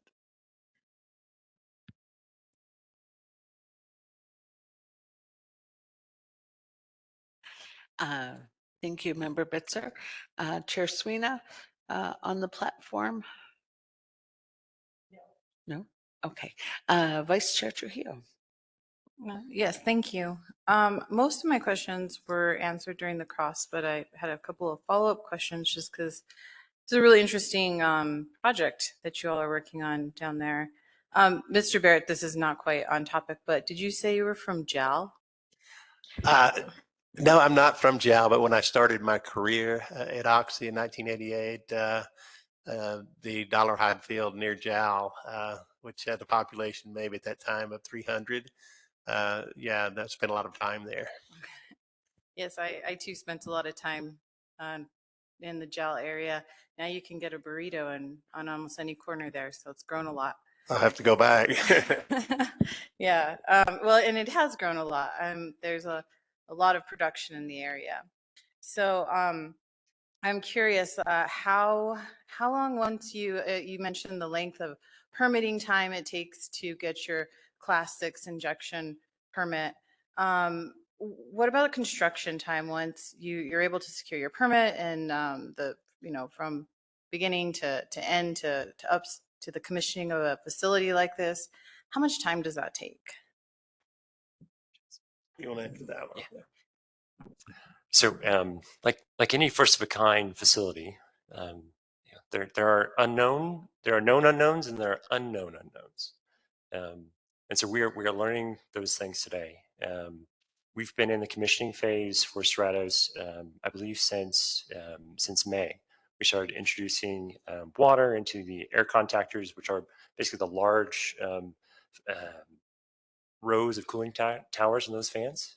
But we estimate being through that commissioning by the end of the year, which essentially means running the towers, running the centrifuges, running all of your measurements and controls, going through and starting to bring in heat and energy into your equipment that require those, and then essentially tuning those so that the plant can run at a steady state.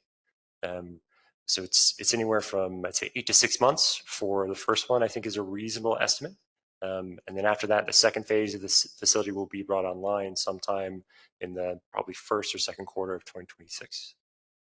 So are you saying that from the time you break ground to the time you get up and running, you're looking at a year to 18 months? I'm sorry. I was talking about the commissioning phase. So we've been constructing Stratos for roughly 3 years.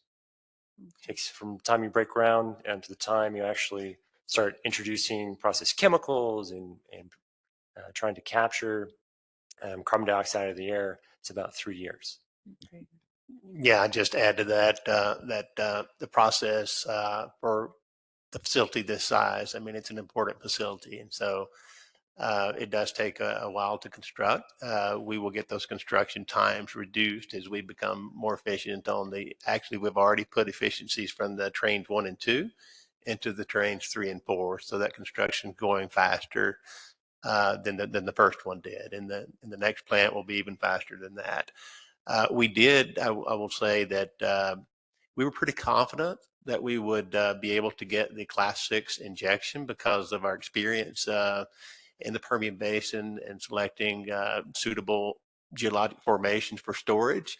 So we did start plant construction and then ran that in parallel with the application for the Class 6 UIC permit for the wells. So that was a business risk that we took. Okay. And I mean, I know the Permian is obviously one of the most prolific fields in the nation, but what was the catalyst for citing it there versus California, where you could also get credits from? One of the things that we looked at on the siting, of course, as you can imagine, where we have a good project, where do we put it? One of the reasons it was put in the Permian Basin is because of the existing pipeline infrastructure, I guess the knowledge that we have of those people where they're located, of being able to manage the CO2. So there was a lot of the supporting infrastructure in place in that area. So it turns out to be a really nice place to do that. And we were also able to get our renewable energies. We knew that there were plenty of opportunities in West Texas to be able to, and New Mexico, of course, where there is a lot of sun and wind. So the renewable power was available there as well. And you've mentioned pipeline network and infrastructure a couple of times. So I'm curious if you just expand on that a little bit. I'm just curious on how that plays into your operation and what the value of that infrastructure is for it. I apologize if I didn't quite get it out of the original testimony. Yeah, I can take that. So Oxy, Kinder Morgan, and a few other, I'll say, upstream oil and gas producers manage and oversee an infrastructure of CO2 pipelines in the United States, linking fields in Colorado, New Mexico, Texas, that is essentially equivalent to the largest carbon capture and sequestration system on the planet. Oxy personally manages, I think, about 1,000 lines that are regulated by the Department of Transportation. We have another probably countless thousand lines that are not regulated. But what that really gives you is essentially something along the lines of a $30 billion infrastructure set between pipelines, wells, facilities in this region of the country that allows you to move large scale volumes of carbon dioxide and hydrocarbons, which are in constant competition with sustainability and energy goals, to where you need them or need to sequester them or dispose of them responsibly together. By putting Stratos, our direct air capture facility, in West Texas, in very close proximity to those pipelines, we have a physical way to move CO2 molecules from the atmosphere into that pipeline and potentially sequester them anywhere in that region. When you look at carbon capture projects over the past 20 or 30 years, the large majority of them struggle mostly on the siding and the infrastructure.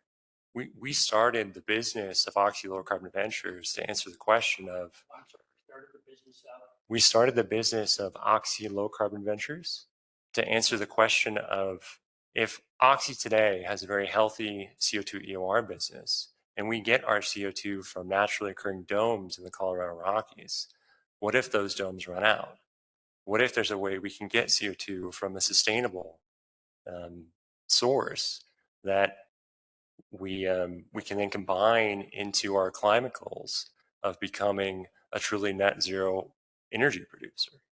And so when you start expanding those realities into the future, what you're left with is the fundamentals of a CO2 capture and sequestration infrastructure that is almost designed to start sequestering CO2 back into the earth where it came from, while co-producing the energy and transportation fuels that we still need to get through this transition to some sort of lower carbon or lower fossil future. And so it all just kind of combined over the past, I'd say, 4 or 5 years into that goal. So just so I make sure I'm understanding, and, Yes. and I appreciate you educating me and the rest of the board on this. So in that area, there's a number of gas plants. I believe there's a bunch of gas plants in the area. I know there's Lucid and DCP plants right along those, the Texas, New Mexico state line. Mm-hmm. And so if I'm understanding correctly, you're using that pipeline network to feed into your plant and sequester the carbon? Is that essentially like breaking it down to the very layman's terms there? Yeah, let me clarify that just a little bit. I guess on the Stratos facility right now, we do have sequestration, saline aquifer class 6 beneath the plant. We have, I think, 20,000 acres, 4,000 we own directly, and then the others are under lease to store the CO2 there. But we also, on the EOR portion of that, the CO2 that we're using now, the majority of that comes from natural sources.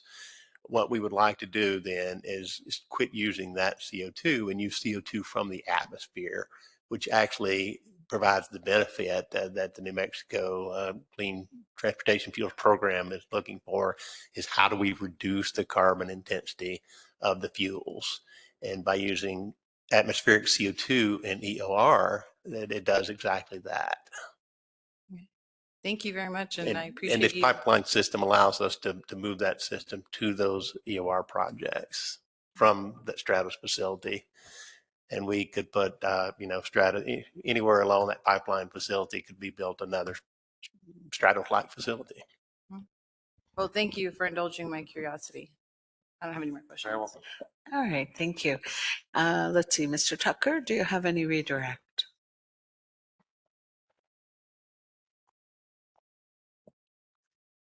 Yes, just a little bit.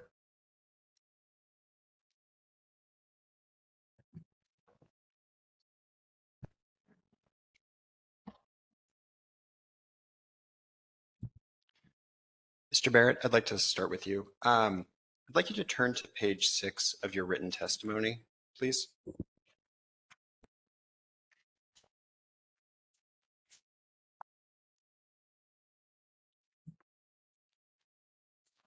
Let me know when you're there. Okay, Mr. Turner, I'm there. Did you state that NMED ignored Oxy's comments on page 6 of your written testimony?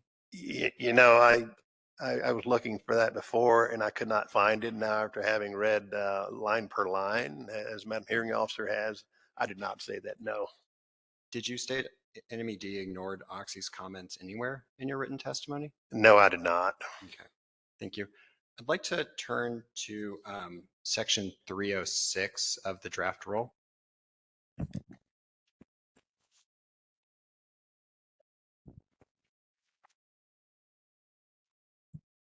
And this is page 38, just to help you along. Thank you, I'm there. Counsel for NMED noted that the department moved up the date to 2026 when applications for project credits can be submitted. Oxy agrees with and supports that change, correct? Yes, we do. So the date of when project applications can be submitted is not an issue for Oxy. No, it's not with this change. But the date change doesn't address all of Oxy's concerns related to project credits, correct? No, it does not. It helps, but certainly doesn't address the concerns, the major concerns that we have. And what are those specific concerns related to project credits? Those specific concerns are that the pathways for direct air capture to sequestration and direct air capture to EOR, there's no certainty for that in the program. And looking at kind of at the red line of Oxy's changes to section 306A, does Oxy's proposal exclude any technologies from applying for project credits? No, it does not. It specifically states that these are examples and there's no limitation. These are not limited to those. Thank Madam you, Hearing Officer. Ms. Sona. I would object to the weight of the testimony just given being considered a legal conclusion. Okay, so Mr. Barrett, we understand that you are not a lawyer. So you understand that when you're testifying about this, you're giving your interpretation of the reg, but not as a lawyer. That's correct. Certainly. Thank you for that. Thank you, Mr. Barrett. Mr. Gray, I'd like to turn to you briefly. You were asked some questions about kind of explicit references and regulatory certainty. How does regulatory certainty affect investment decisions? I would say regulatory certainty affects investment decisions greatly. In my experience, there are many investors who are very risk adverse. And one of the first things that they need to understand is if the capital they're putting in place has an explicit low risk regulatory hurdle environment. What that means is an endorsement from the regulatory, either in a guidance document or as we've discussed in other fuels programs, written directly into the rule itself of acknowledging these programs to spur an innovation and really to make them financeable from the private sector. And how can regulations provide, what are some examples of ways that the regulations can provide better regulatory certainty? Sure. So as our testimony shows, simply listing out what projects would be examples of those approved or endorsed by a regulation would be a fantastic step. After that, any additional guidance or clarifications from the regulatory body would also be excellent examples. And based on your experience with other states' low carbon fuels programs, those programs typically provide examples of fuel pathways or credit opportunities. Yes, they do. And furthermore, in my experience, those examples typically limit the amount of questions or feedback that those regulatory bodies then have to review or provide because they have those reference example cases to use as guidance for the programs and product developers who are applying. And you mentioned it's common for these programs to need to come back and revise their regulations, right? That's correct. But making changes now could avoid that step. Yes, it can. Especially if those changes have already been seen and endorsed by other widely used and similar programs. Thank you. I'd just like to conclude with kind of a final question. What key points should the board take away from your testimony? So for my key testimonies, I think the first is that Oxy and 1.5 are here to help. We have supported the clean fuels program and the idea in the bill since its inception in an early state. We are, I would say, uniquely aligned in this industry in wanting the world to value carbon how we value carbon. And low carbon fuel standards are a fantastic market-based mechanism to do that, to bring capital, to bring science, to bring regulatory and social interests kind of all together in one place. The second is I would encourage New Mexico to look to other federal programs that have precedence and have been proven to be effective, and to also encourage them to try and move at a measured pace as they run into something that is inherently complex and takes help and understanding from multiple parties among the society that we live in. Thank you, Mr. Gray. Mr. Barrett, do you have any key points the board should take away from your testimony?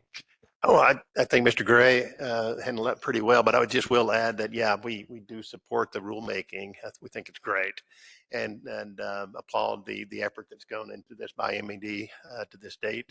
We do believe that the adjustments that Oxy is recommending will enhance the program and make it more effective, a more effective rule that will give greater certainty, of course, without exclusions, that DAC to sequestration and DAC to EOR will have pathways which will allow investment in projects such as those being considered by Oxy and being implemented by Oxy and other companies. So yeah, we think that the red lines that we were offering are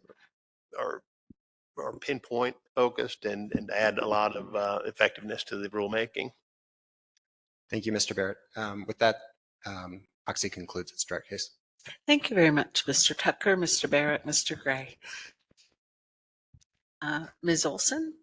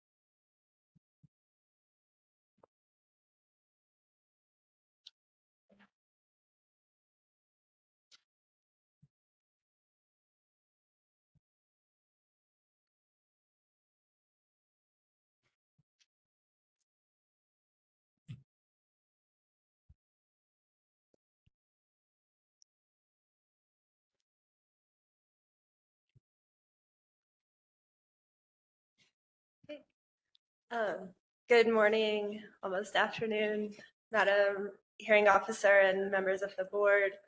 I would like to start with a brief opening statement, and then our witness, Jeff Moody, is available to appear virtually. Thank you very much.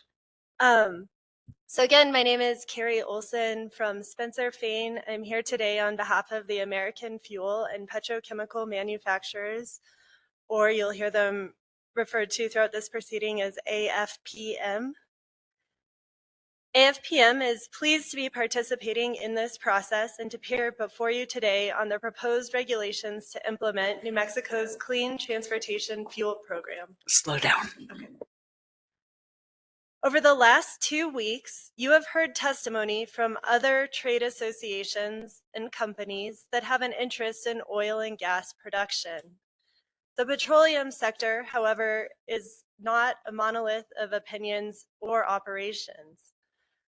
A rule proposing to implement the Clean Transportation Fuel Program in New Mexico will have significant impact to New Mexico's energy markets as well as consumers. And it's important for the board to hear and to meaningfully consider input from each segment of that sector. We all have an interest in getting this program right and working with the information that's available to us. The emphasis of much of the testimony that has been submitted so far has been from the perspective of the oil and gas industry's upstream operations. AFPM brings a distinct perspective. AFPM is a national trade association representing nearly 90% of the United States refining capacity. For those board members that may be unfamiliar with AFPM, it is the leading national trade association for the companies comprising America's petroleum refining industry. AFPM represents the makers of the finished fuels such as gasoline, diesel, and jet fuel. Their companies are also among the largest producers of biofuels, including both ethanol and renewable diesel. As a national organization, AFPM is well positioned to explain the importance of a reasonable national marketplace that enables AFPM's members located across America to reliably and efficiently provide gasoline to meet New Mexico's consumers' demands in a cost-effective manner. While AFPM shares some members with other trade group participants and may have some common policy positions, AFPM members focus more on downstream operations. This is why AFPM has also participated to raise its members' concerns throughout the legislative debate and early regulatory proceedings. Based on NMED's initial petition, AFPM offers the following initial considerations. 1, this statute will be challenging to meet, but provides deferral mechanisms that, if properly structured, can help mitigate some of the implementation and cost pressures. 2, the short deadlines the department is proposing underscore the need for program simplicity and maximum flexibility as contemplated by the statute. 3, AFPM seeks program feasibility and technology neutrality. AFPM is reviewing the substantial testimony and supporting evidence presented with the department's NOI and the direct testimony exhibits and proposals submitted by the several other participants to this proceeding. We look forward to refining our position and presenting testimony and recommendations in the rebuttal phase of these proceedings. The CTFP is a simple and straightforward law, yet, as pointed out by numerous participants to this rulemaking, the proposed regulation is lengthy, complex, and highly technical. The New Mexico Environment Department, as a petitioner, bears the burden of presenting evidence to justify and support adopting these complex regulations. AFPM cautions the board from rushing through this proceeding to help meet the implementation deadlines without taking the time necessary to meaningfully evaluate and consider and implement concerns, evidence, and modifications proposed by the numerous participants to reach a rule that meets the legislative objectives, including the directive for a technology neutral standards, and can best serve New Mexicans. This rule has potential for enormous implications for New Mexico's energy markets and consumers. Again, we all have a common interest in getting it right and working with the data and information available to us. Again, I thank you for the opportunity to participate in this proceeding, and I'd like to call our witness, Jeff Moody. All right, Mr. Moody, I understand you're on the platform.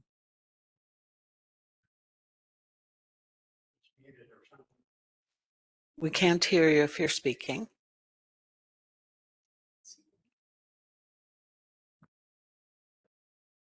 Hi, can you hear me now? Say it again. Hi, can you hear me? Yes, now we can. Would you spell your first and last name for the transcript, please? Hi, of course. My name is Jeff Moody, Jeff with a G, G-E-O-F-F, Moody, M-O-O-D-Y. Thank you. Do you swear or affirm to tell the truth? I do. Thank you, Ms. Olson. Good morning, Mr. Moody. Thank you for being here. Can you please state your professional position? Hi, and thank you. I serve as AFPM Senior Vice President for Government Relations and Policy. And Mr. Moody, have you prepared direct technical testimony that was pre-filed in this proceeding? I did. Do you recognize that pre-filed, or I apologize. Let me just get back to the start of this.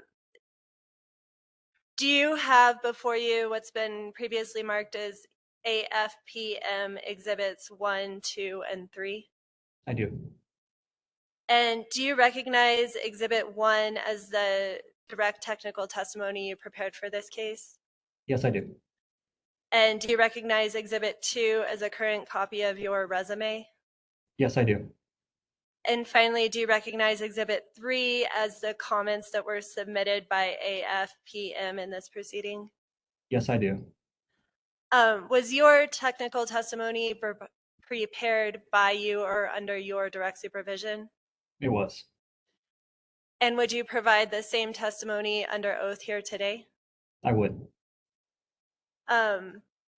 Mr. Moody, can you please provide a brief summary of your direct technical testimony?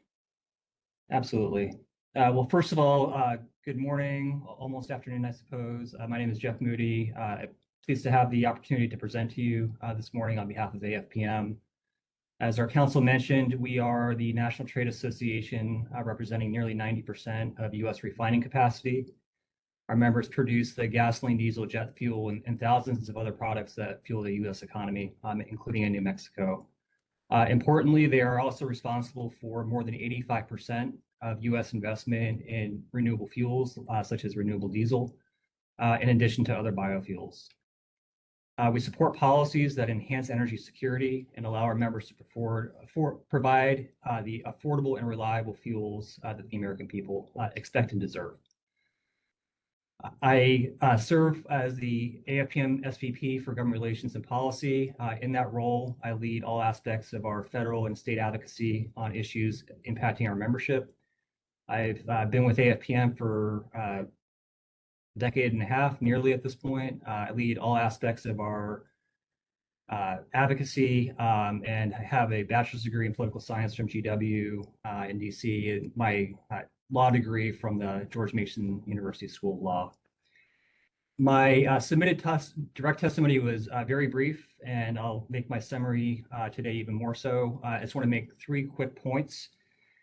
First, we have a partially overlapping but distinct membership from other interveners in this proceeding. And I would say while many of our initial concerns align with the direct technical testimony presented by API and NMOGA, We are continuing to review the volume of direct technical testimony and exhibits from both NMED and the other participant parties that were not made available until after September 2nd, as well as the examination in the first phase of this hearing. And we expect to have testimony and positions in response to these direct cases to present during the rebuttal period.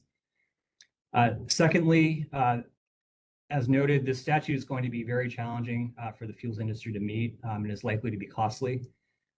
We believe the state can minimize those costs by providing flexibility, especially up front, minimizing complexity, and setting clear parameters for the use of its deferral authorities provided for in the statute.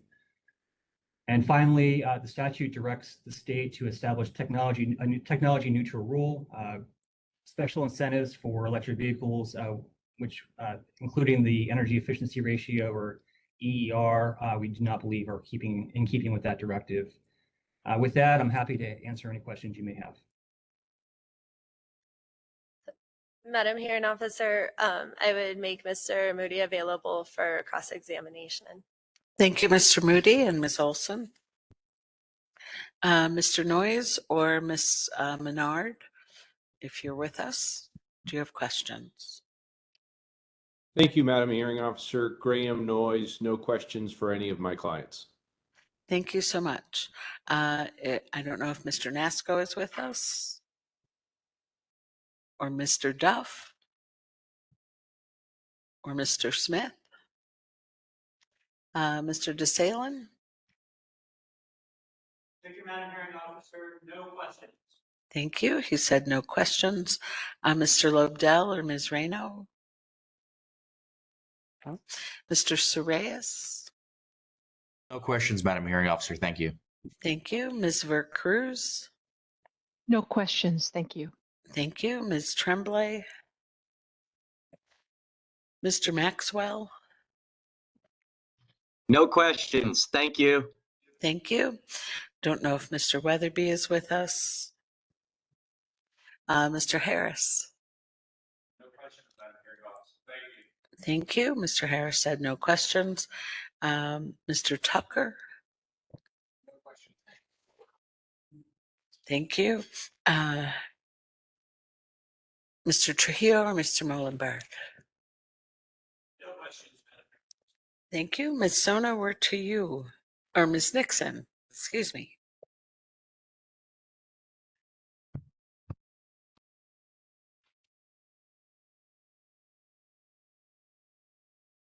Good morning, Mr. Moody. Can you hear me okay? I can. Good morning. I can see your face, but you can probably only see the back of my head. I'm sorry for my giant head in the middle of your auditorium. Just to start, Mr. Moody, you're not here testifying as an attorney, correct? That's correct. And Mr. Moody, your written testimony states that, quote, of particular concern are the short implementation timelines, correct? That's correct. And your testimony explains that AFPM raised concerns throughout the legislative debate, correct? We did, yes. So, in other words, AFPM participated in lobbying efforts regarding House Bill 41 during the 2024 legislative session, correct? Either during or right before, yes. I'm sorry, would you mind repeating that for me? I said during and before, yes. And House Bill 41 was passed and signed by the governor about 17 months ago in March 2024, correct? To the best of my knowledge, that's right. So AFPM has known that a clean transportation fuel standard was coming for New Mexico since that time, correct? Yes, although as you're no doubt aware, the details of how these programs are structured matter greatly, and the market tends to not react until they have some understanding what the rules are going to be. And the legislation that was adopted, House Bill 41,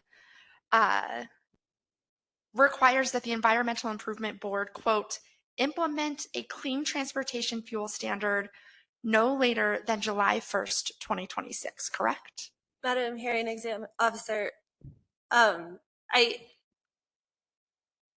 just going to caution that I don't think Mr. Moody covers the statute in his testimony. Madam Hearing Officer, I would argue that this is directly within the scope of his testimony and relevant to the written testimony raising concerns about the timelines. And I think that's fine, but if she's just reading provisions of the statute speaks for itself. So I don't think Mr. Moody needs to affirm what language is or is not in the statute. Yeah.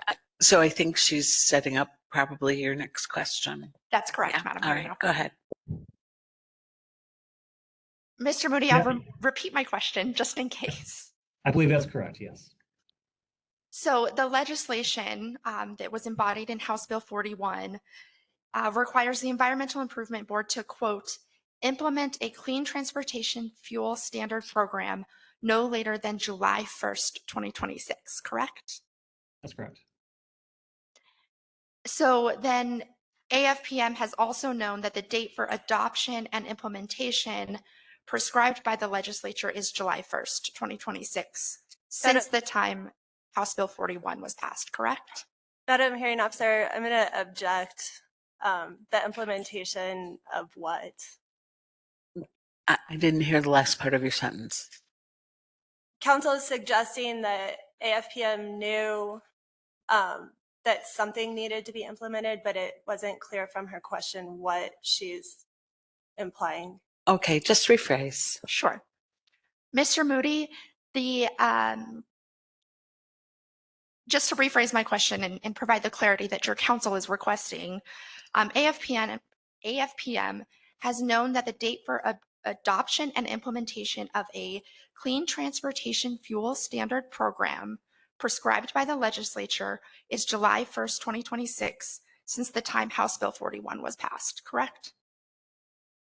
That's right. Although just to reiterate, the details of how these programs are structured and come together are very, very important. And the legislation itself it leaves a lot of room for interpretation on how how the department might structure that. So I don't think the market has had clear understanding since that time. And you're also aware that AFPM, as the organizational witness for AFPM, that NMED released a public draft of the proposed rules close to a year ago in December 2024, correct? Yes, and we commented on those rules. Thank you, Mr. Moody. Let's transition just a bit. In your testimony, you state that the stringency of carbon intensity standards are of particular concern in the department's proposed rules, correct? Yes.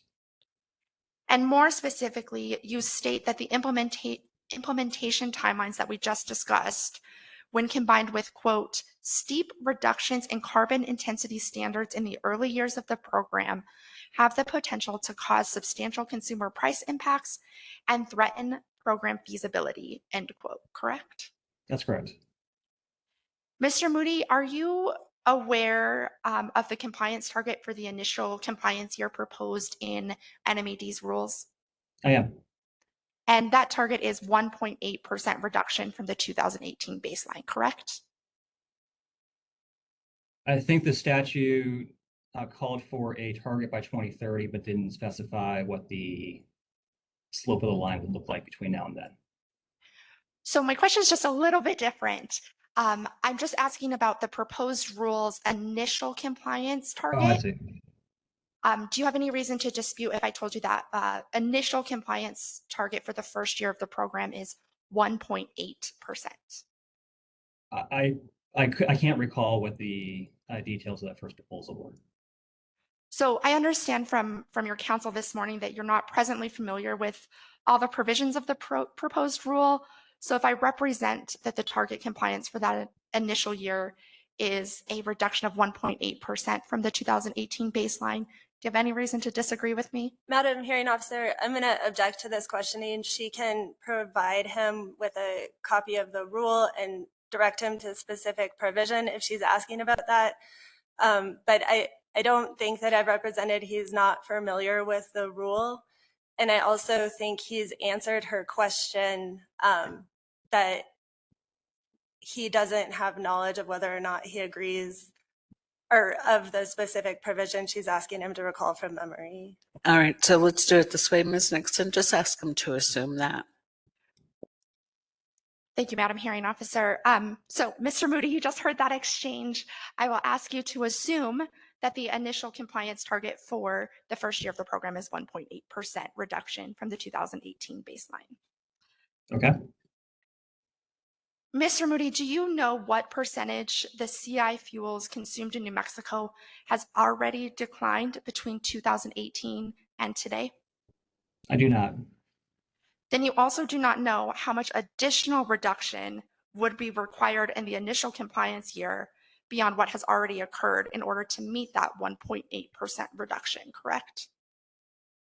I think there's a lot of assumptions in that question, which gets to the precise concern we raise, which is the details around this program. So what model you're using for the 2018 baseline, what the carbon intensity of the fuels used between then and now are, how additional fuels are accounted for in the current year. These are all very important questions that we didn't have line of sight onto until recently. And I think there's still a substantial disagreement about it. So, Mr. Moody, I appreciate your commentary that the devil's in the details and don't necessarily disagree with that. But if you do not know how much the carbon intensity has been reduced from 2018 to today, how can you testify about how much would be needed in the initial compliance year to meet that 1.8% target? Madam Hearing Officer, I object to this question. She is mischaracterizing his testimony. His testimony was that he can't determine it because there's a lot of factors that play into, including other contributors, and he answered the question.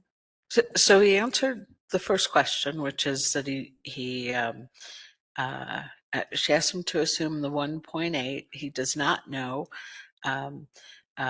what else would be necessary to meet that 1.8 in the first year, as I understand it. Has he acknowledged that? Well, I don't think his testimony was he doesn't know. I think his testimony was there's a lot of assumptions that go into determining that, and without walking through and coming to common understanding of what each of those assumptions are, he can't answer that question. Madam Hearing Officer, with all due respect, the question that preceded this one was whether Mr. Moody understood or knew what percentage the CI of fuels consumed in New Mexico has been decreased. And he said, I don't know. And I'm simply asking him to confirm that if he does not know that percentage, he cannot also testify about what is required to meet the 1.8%. Right. It seems like a fairly straightforward numerical question, if you will, not how you would get there, but the gap, if you will, between whatever has happened between 2018 and now and what would need to happen in the first compliance year. Ms. Hicks, I think the department witnesses have already given a lot of that testimony. So I'm not sure. Let's just ask one more time. All right. Mr. Moody, if you do not know how much the CI of fuels consumed in New Mexico has already declined between 2018 to 2025 today, you cannot testify about how much would be needed to meet the initial reduction target provided in the rule, correct? So I'll go back. So again, it depends on what you're using for the 2018 baseline. It depends on how you're accounting for the fuels between then and now, what model you're using. I don't know, when you're talking about feasibility of the first year of the program, it depends on how pathways are approved, the CI of those pathways.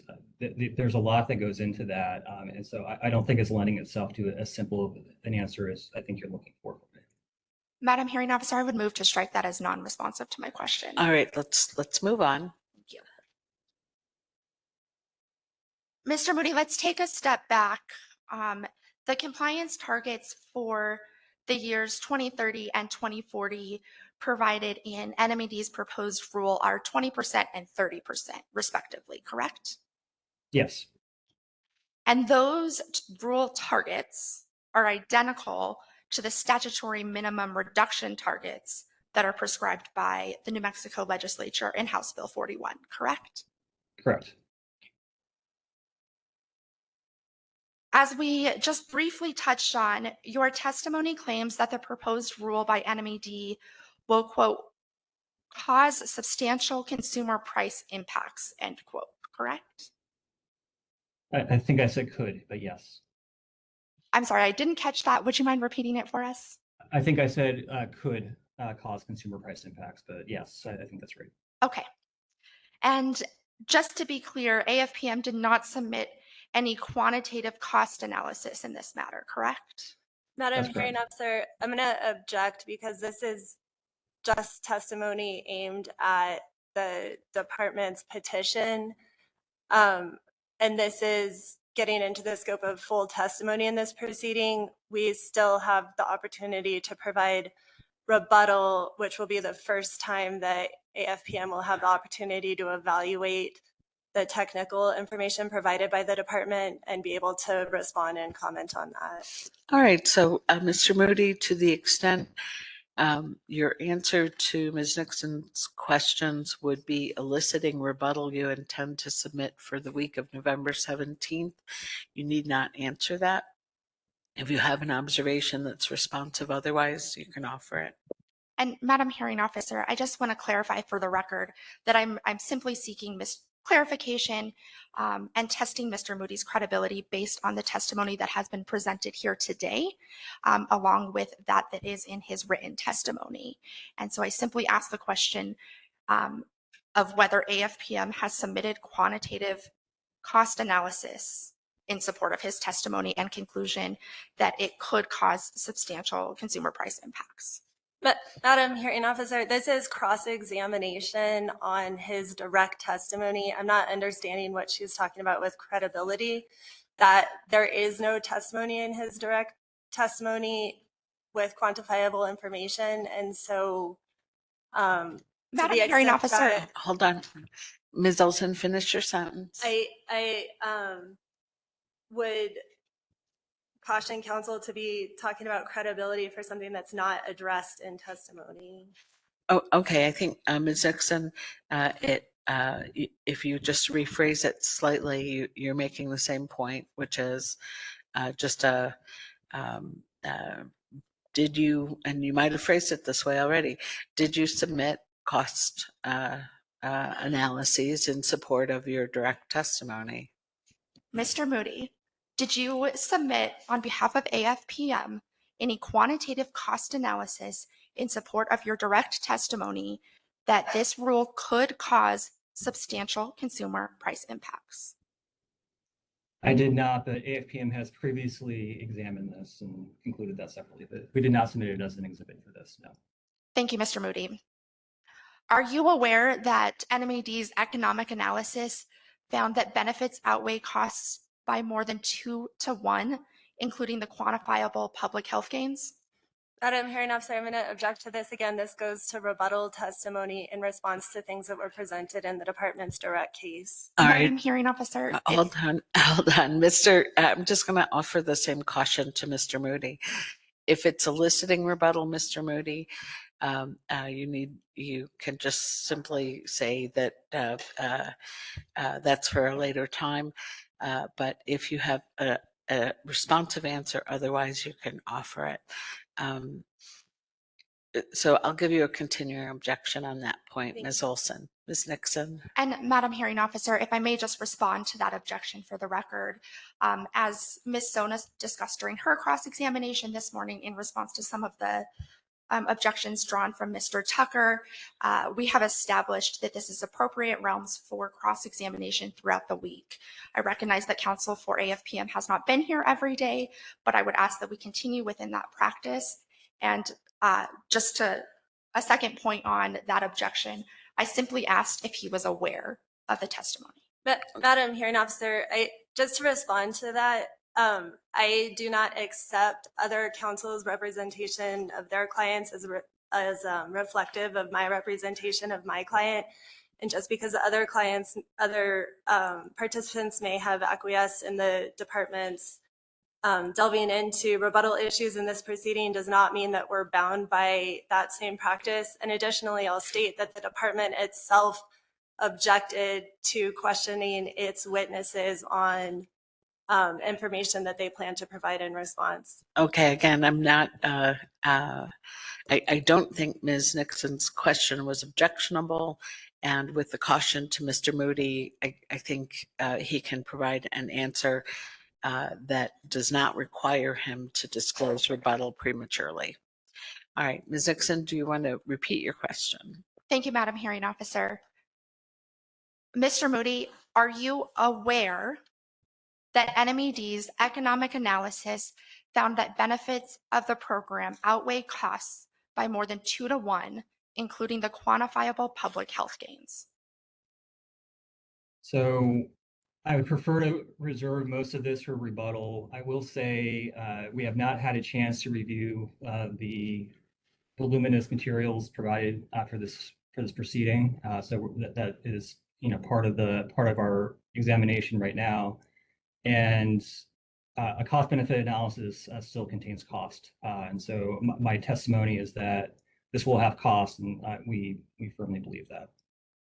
So just to make sure we're clear, you are not aware of NMED's findings in that regard? Not specifically. Thank you.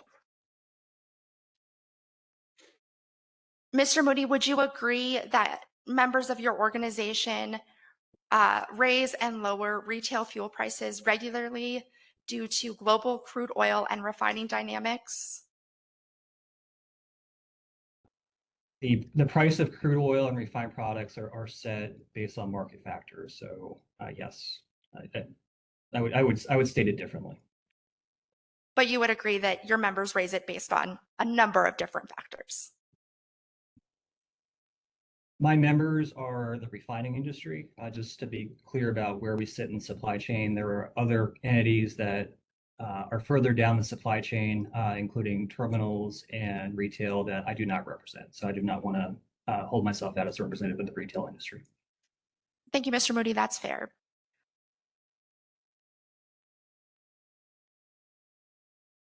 Madam Hearing Officer, I just want to be cognizant of the time. It is 12 p.m. I probably have about another amount of time of cross-examination. I was hoping to go a little bit quicker, but with the objections, it's taken a bit longer. So I didn't know if you wanted to break for lunch or keep going into the lunch hour. What is the board's pleasure? We have to come back at 1 o'clock regardless. We still have board questionings. By my clock, you have about 10 minutes left. Okay. You want to break for lunch now? Sure. All right. Let's break for lunch. Thank you for the question, Ms. Nixon, and we'll come back at 1.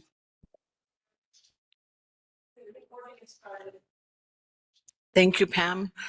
We are back after a lunch break. We turn now to the 1 p.m. public comment session on day 10 of the hearing in EIB 25-23.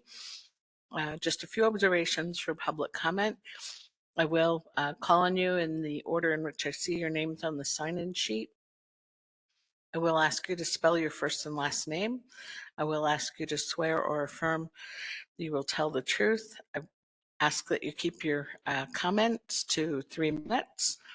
If you have more to say than that or would like to submit your comments in writing as well, that's great. And you have until sometime during the week of November 17th when we believe we will adjourn. Written public comments would go to Pam Jones here or Luis Lopez. So let's start with Garrett Blackburn.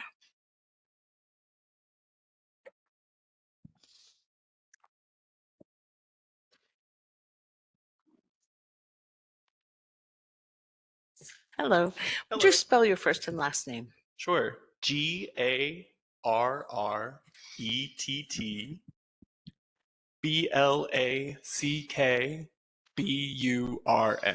Do you swear or affirm to tell the truth? I do. Thank you. I'll start your time. And I forgot one thing. Please speak slowly. We have both a team of interpreters between English and Spanish and English. We also have a court reporter trying to capture your every word. Wonderful. Thank you. Thank you. Hello.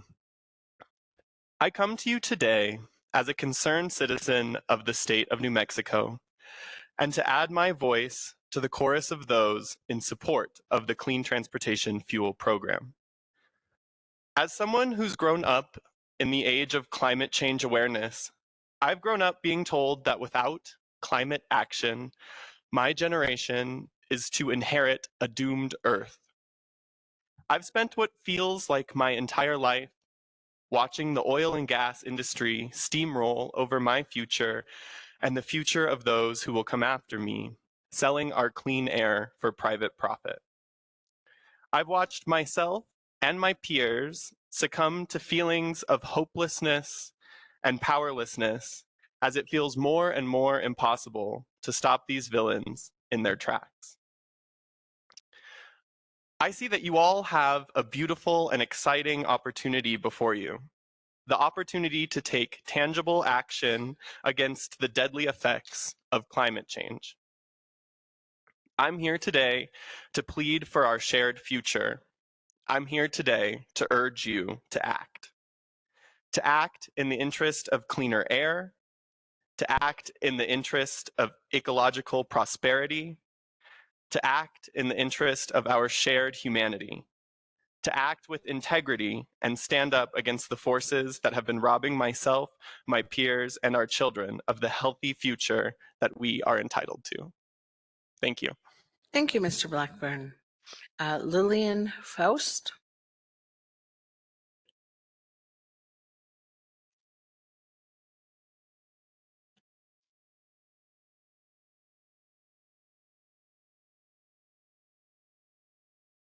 Hello. Would you spell your first and last name, please? Lillianfaust. Do you swear or affirm to tell the truth? Yes. Thank you. I'll start your time.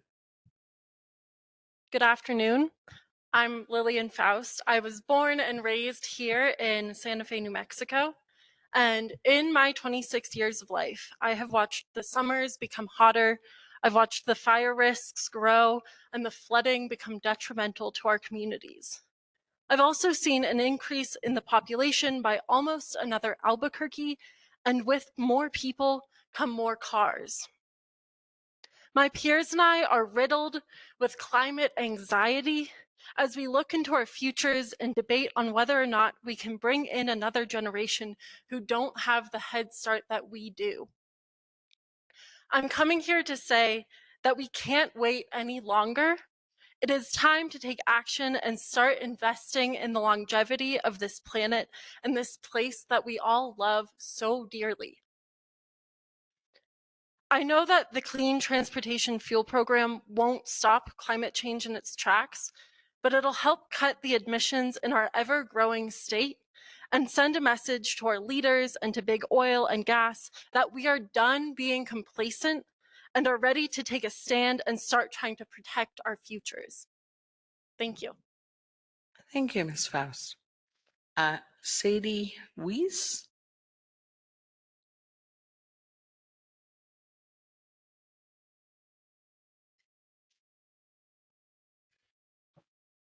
Hello. Would you spell your first and last name, please? Sadiewiese. Thank you. Do you swear or affirm? Wiese. Okay. Do you swear or affirm to tell the truth? Yes. All right. I'll start your time. And do get closer to the microphone. Okay. Good afternoon. My name is Sadie Weiss, and I, like the other speakers before, am also born and raised in New Mexico, and am in full support of the Clean Transportation Fuel Program. The impacts that climate change have had on this state in my own lifetime have been heartbreaking to witness, and have made me so terrified for my future and all other young people in this state that I felt compelled to pursue a degree in environmental science and continue working in equitable and just climate adaptation in order to help preserve my home. In all of my academic and professional work related to living in the age of climate change, the solution that I and every single other climate professional has returned to again and again, a solution that would have the biggest impact by far, is reducing emissions.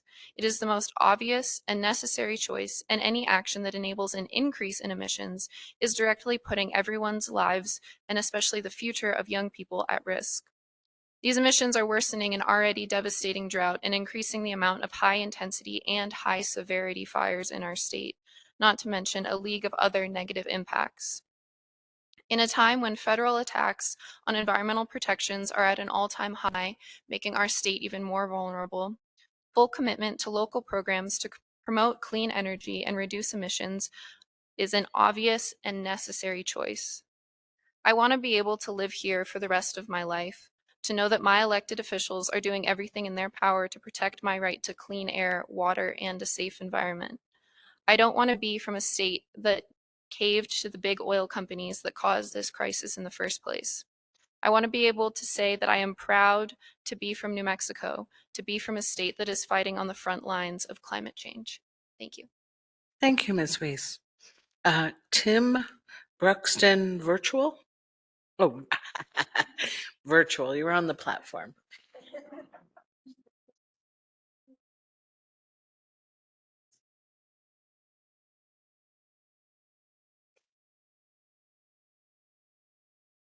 Can you unmute yourself?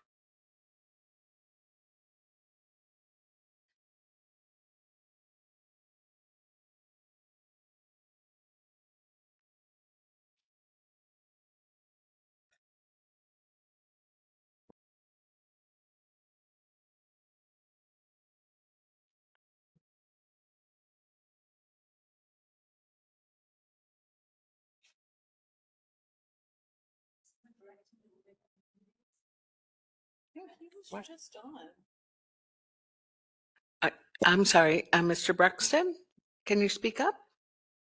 Oh, no, he's still muted. Pam, you've given him permission?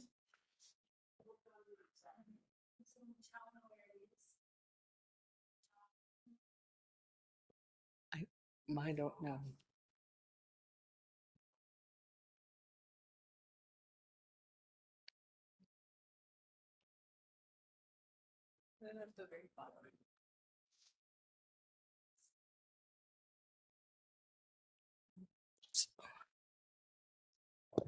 I think the button's at the bottom, right, on Webex? Do you see a button on the bottom left-hand side, Mr. Bruxton? That says mute or unmute, I think. No? Okay. Let me invite you to join us again or to put your comments into writing. Thank you. Let me ask if there's anyone else on the platform who would like to offer comment at this time. There will be other opportunities. Anyone else in the room who would like to offer public comment at this time? All right. The next opportunity for public comment is 1 p.m. November 17th.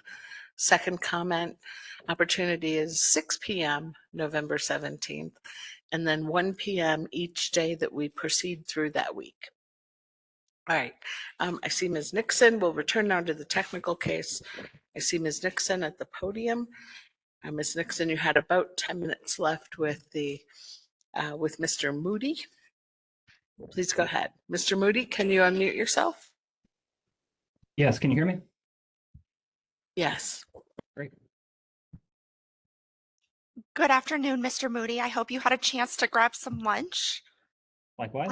And before we get started, I just want to state for the record and for your knowledge, based on the conversations that your counsel and I have had so far, I want to be clear that I'm not asking for any rebuttal testimony in any of my questions.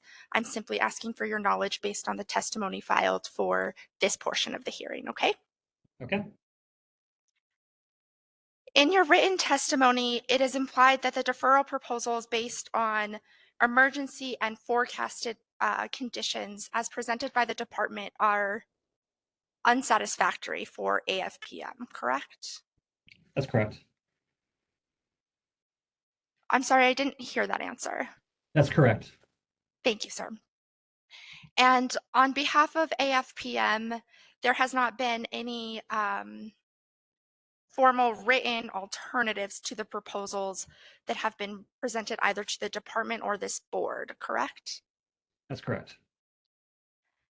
And if I understand the public comment as well as your testimony that has been filed in this matter, a general proposal by AFPM is for the department to consider the cost of and availability of credits in its deferral analysis, correct?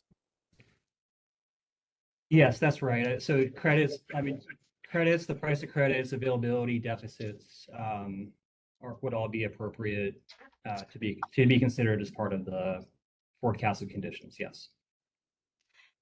If these types of more broad deferral mechanisms are included in the rule, would you agree that that could create opportunities for industry to manipulate the market to artificially force a deferral and undermine the ability to achieve the statutory reduction targets? Absolutely not. Okay. Your testimony also asserts that, quote, inclusion of the energy economy ratio, the EER, is not in keeping with the statute's directive for technology neutral standards, correct? That's correct. And the EER accounts for differences in vehicle efficiency, is that correct? Yes. And isn't it true that excluding the EER would artificially penalize high efficiency fuels, such as electricity and hydrogen fuel cells?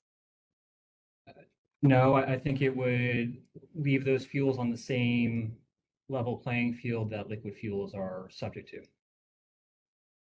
So I think it puts everybody on the level playing field, which is the point of technology neutrality. Are electric vehicles or vehicles powered by hydrogen fuel cells more efficient than vehicles powered by fossil fuels? They can be. There are the regulation though talks of this is just stepping back. This is a fuels regulation, not a vehicles regulation.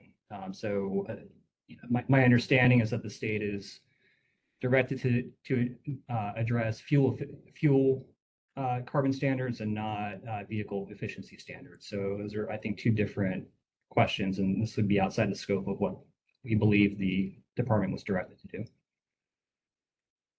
So let me ask it this way. What would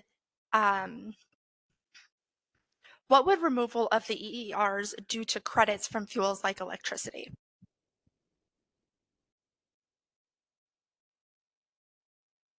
I don't know. I would have to see some analysis on that, but the point we're trying to make there is that technology neutrality means treating, first of all, recognizing that this is a fuels program and not a vehicle program, one, and number two, treating all those fuels equally. We do not believe the EER, which is a vehicle side efficiency measure, giving additional credits for electricity is in keeping with the text or the intent of the statute. Okay, and one of the things I just heard in there is that the EER helps create credits from those types of vehicles, correct? Unjustified credits, yes. Okay, but it does create credits. Sure.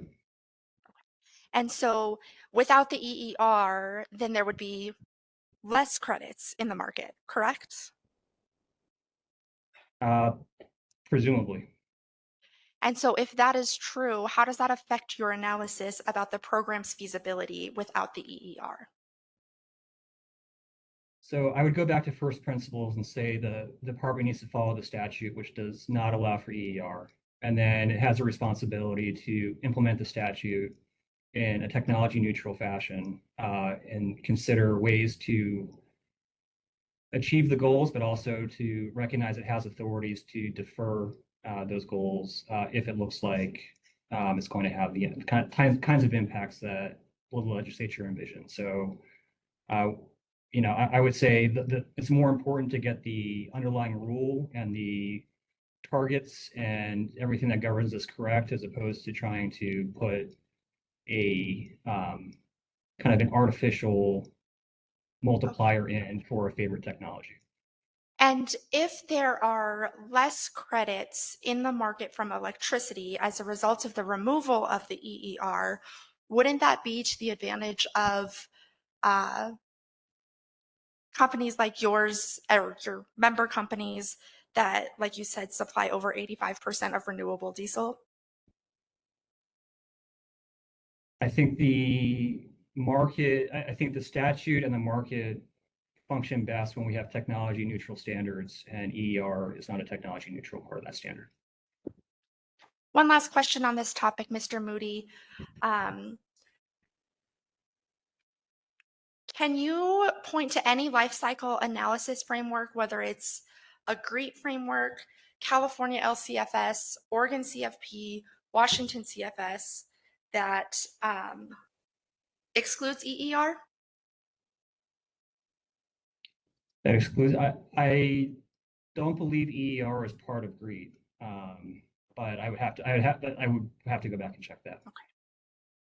And I'm sorry, I did the lawyer thing. I actually have one more question for EERs. Okay. Are you aware that EERs are part of the life cycle analysis, essentially the wheel part of the life cycle analysis? For which program? In any program, just EERs in general.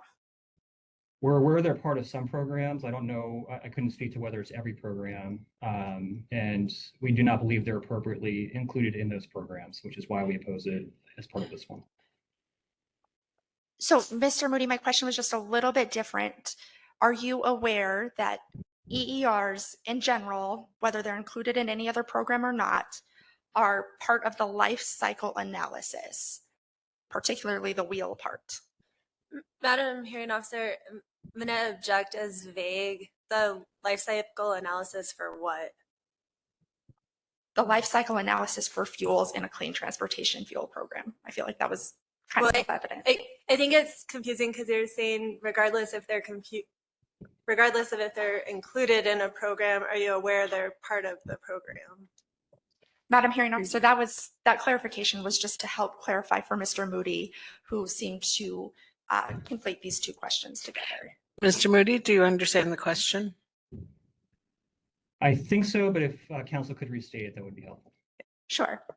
Mr. Moody, when we're speaking about EERs generally, are you aware that EERs are part of the life cycle analysis, particularly the wheel part, when discussing fuels as part of any clean transportation fuel program?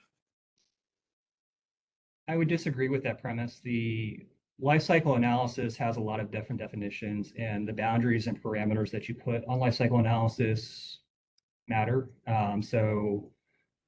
For instance, an electric vehicle, may have more battery efficiency, but if it's powered on a coal-fired power plant that's not accounted for, is going to have different emissions profiles. So these types of programs historically have been focused on fuels. What you're talking about, I think, is a larger full life cycle that includes vehicles, which I do not believe the statute envisions. So we have just a few more minutes, and we'll leave that question for rebuttal. But in our last few minutes, I just want to clarify a couple more things. You have been employed by AFPM for pretty close to 14 years now, correct? That's right. And in your employment with AFPM, you have, quote, developed and led the association's comprehensive public policy agenda on behalf of U.S. refining and petrochemical manufacturing industries, quote, correct? That's correct.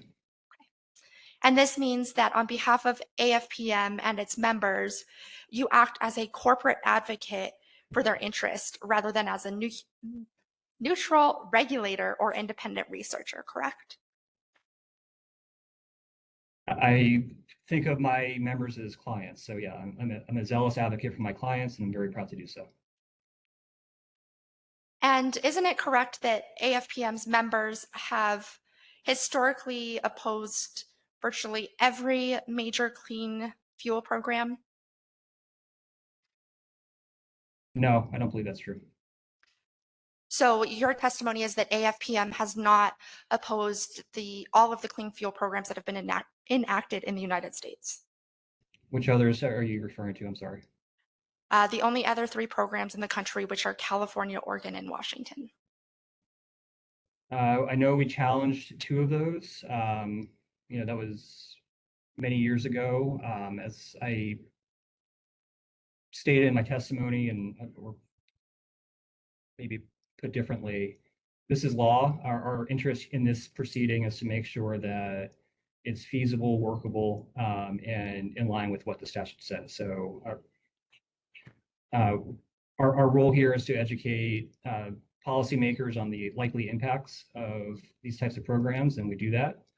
And then when they become law, we help understand how the market actually functions and is likely to comply.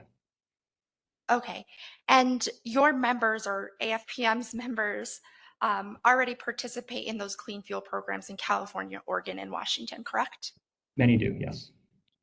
And despite the participation by AFPM in opposition to at least 2 of those programs have existed for years with success, correct? Madam Hearing Officer, I'm going to object. This is getting really far afield of the New Mexico program and AFPM's concerns and testimony regarding the proposal that the department has brought to implement the New Mexico statute. And I think that bringing in what's happening in other areas of the country isn't relevant. All right. I have a different observation. Ms. Nixon, you're very close to your time. This is just my last question. It's your last question. Answer to this question. All right. Mr. Moody, if you can answer that question, we're done. I'm not sure what the question was. Sure. Despite the concerns by AFPM that were voiced in opposition to at least 2 of those other programs in the United States, those programs have operated successfully for years, correct? I would say with mixed success. It depends on who you ask. The California program has its challenges. There's aspects of it that we don't think work as well as they could. Those programs have consumer price impacts. They have other impacts on energy security within the state. We're seeing that expressed even today. I think our larger interest here, and it speaks to one of the reasons why we're in this hearing, is when these state programs actually get enacted, they become a template for other states. And, we have an interest here to make sure that as New Mexico goes through its process, we are articulating what we think is good and bad policy when it comes to these types of low carbon fuel programs. So you disagree with my characterization of successful, but those programs continue to operate today, correct? They do. Thank you, Mr. Moody. I have no further questions. All right. Thank you, Ms. Nixon. We'll turn to the board then. Member Ely, do you have questions of Mr. Moody? I do not. Member Garcia. Just a couple of questions. Thank you. Thank you, Mr. Moody, for participating today. Was your organization part of the advisory committee? I don't see you listed there, or perhaps your there were members on the advisory committee. We were not. We applied, but were not selected, and neither was our member that's the only in-state refiner. Okay, thank you. And was there any other communication with NMED aside from the comment letter that you submitted? Not from AFPM. Okay, thank you. And I just want to say it's been a long 2 weeks and we're all tired, and I think it's great. We're going to have some time for everybody to communicate further, and I hope it will clear some things up. Thank you. Thank you. Thank you. Member Honker, you're on the platform. Questions? Okay. Member Bitzer, do you have any questions? I do not. Thank you. All right. Not sure if Chair Sweeney is with us at this moment. No.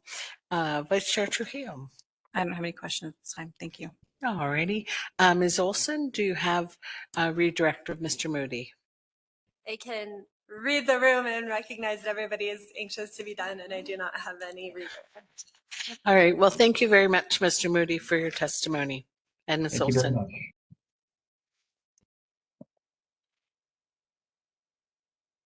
We have, I believe, reached, you can come up.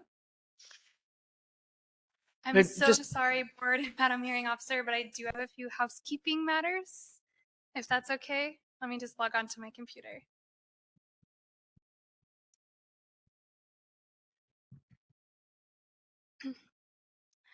So I wanted to clarify for the record a matter that is open-ended currently. NMED does not intend to seek cross-examination of Mr. Smith at this time. If he provides further comment or testimony as part of rebuttal, we may seek to get that clarification during the final week. But we are happy to proceed without that right now. Regarding the question that was posed to Mr. Duff that council, that I retracted, but Vice Chair Trujillo indicated she was interested in an answer. We have been in communication about that and hope to clarify that during rebuttal. And then I have a very brief oral motion to make regarding a filing in the docket from yesterday, if I may. Go ahead. Okay. So filed in the docket yesterday was a public comment from Mr. Maxwell.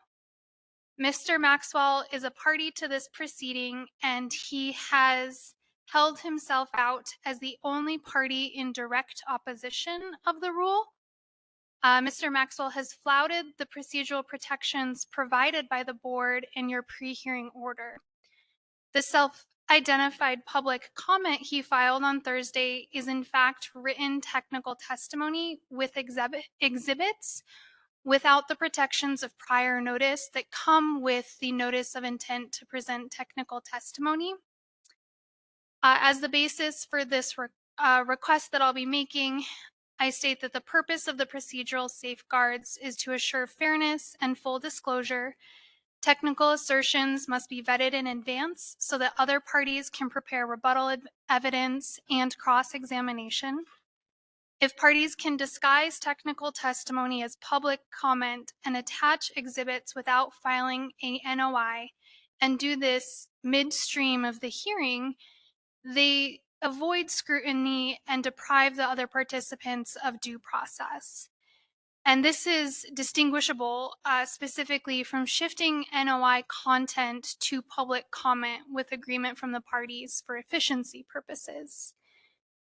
And so because the rules make clear that any person who testifies at a hearing is subject to cross-examination, and the fact that Mr. Maxwell would have been expected to testify had he properly filed this information, he can't hide behind a written filing midstream, particularly as a party who participated in cross-examination himself.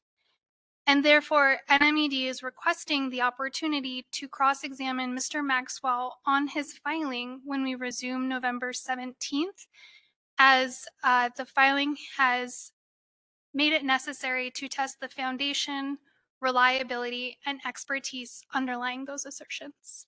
Thank you. All right. Thank you, Ms. Sona. Mr. Maxwell, do you have a response?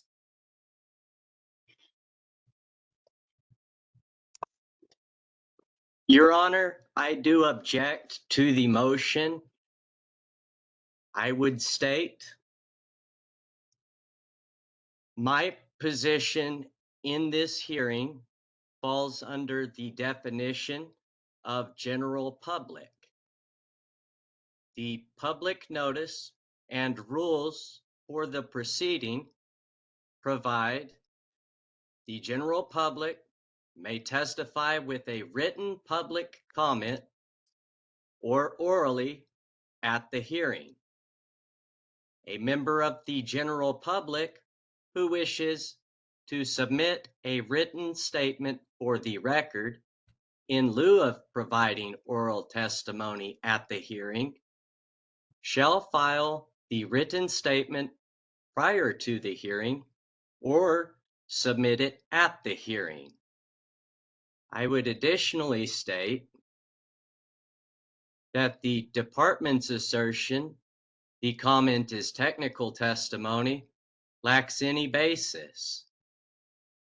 The comments fall squarely under the definition of public comment in this hearing. No prior notification is required to present non-technical testimony at the hearing. Any such member may also offer non-technical exhibits in connection with their testimony, so long as the exhibits are not unduly repetitious of the testimony and comply with 20.1.1.402 NMAC. My end statement here is that given the nature of her request on behalf of NMED, that I would more fully respond in writing within an appropriate amount of time prior to the next portion of this public hearing. Thank you for listening. All right, thank you, Mr. Maxwell.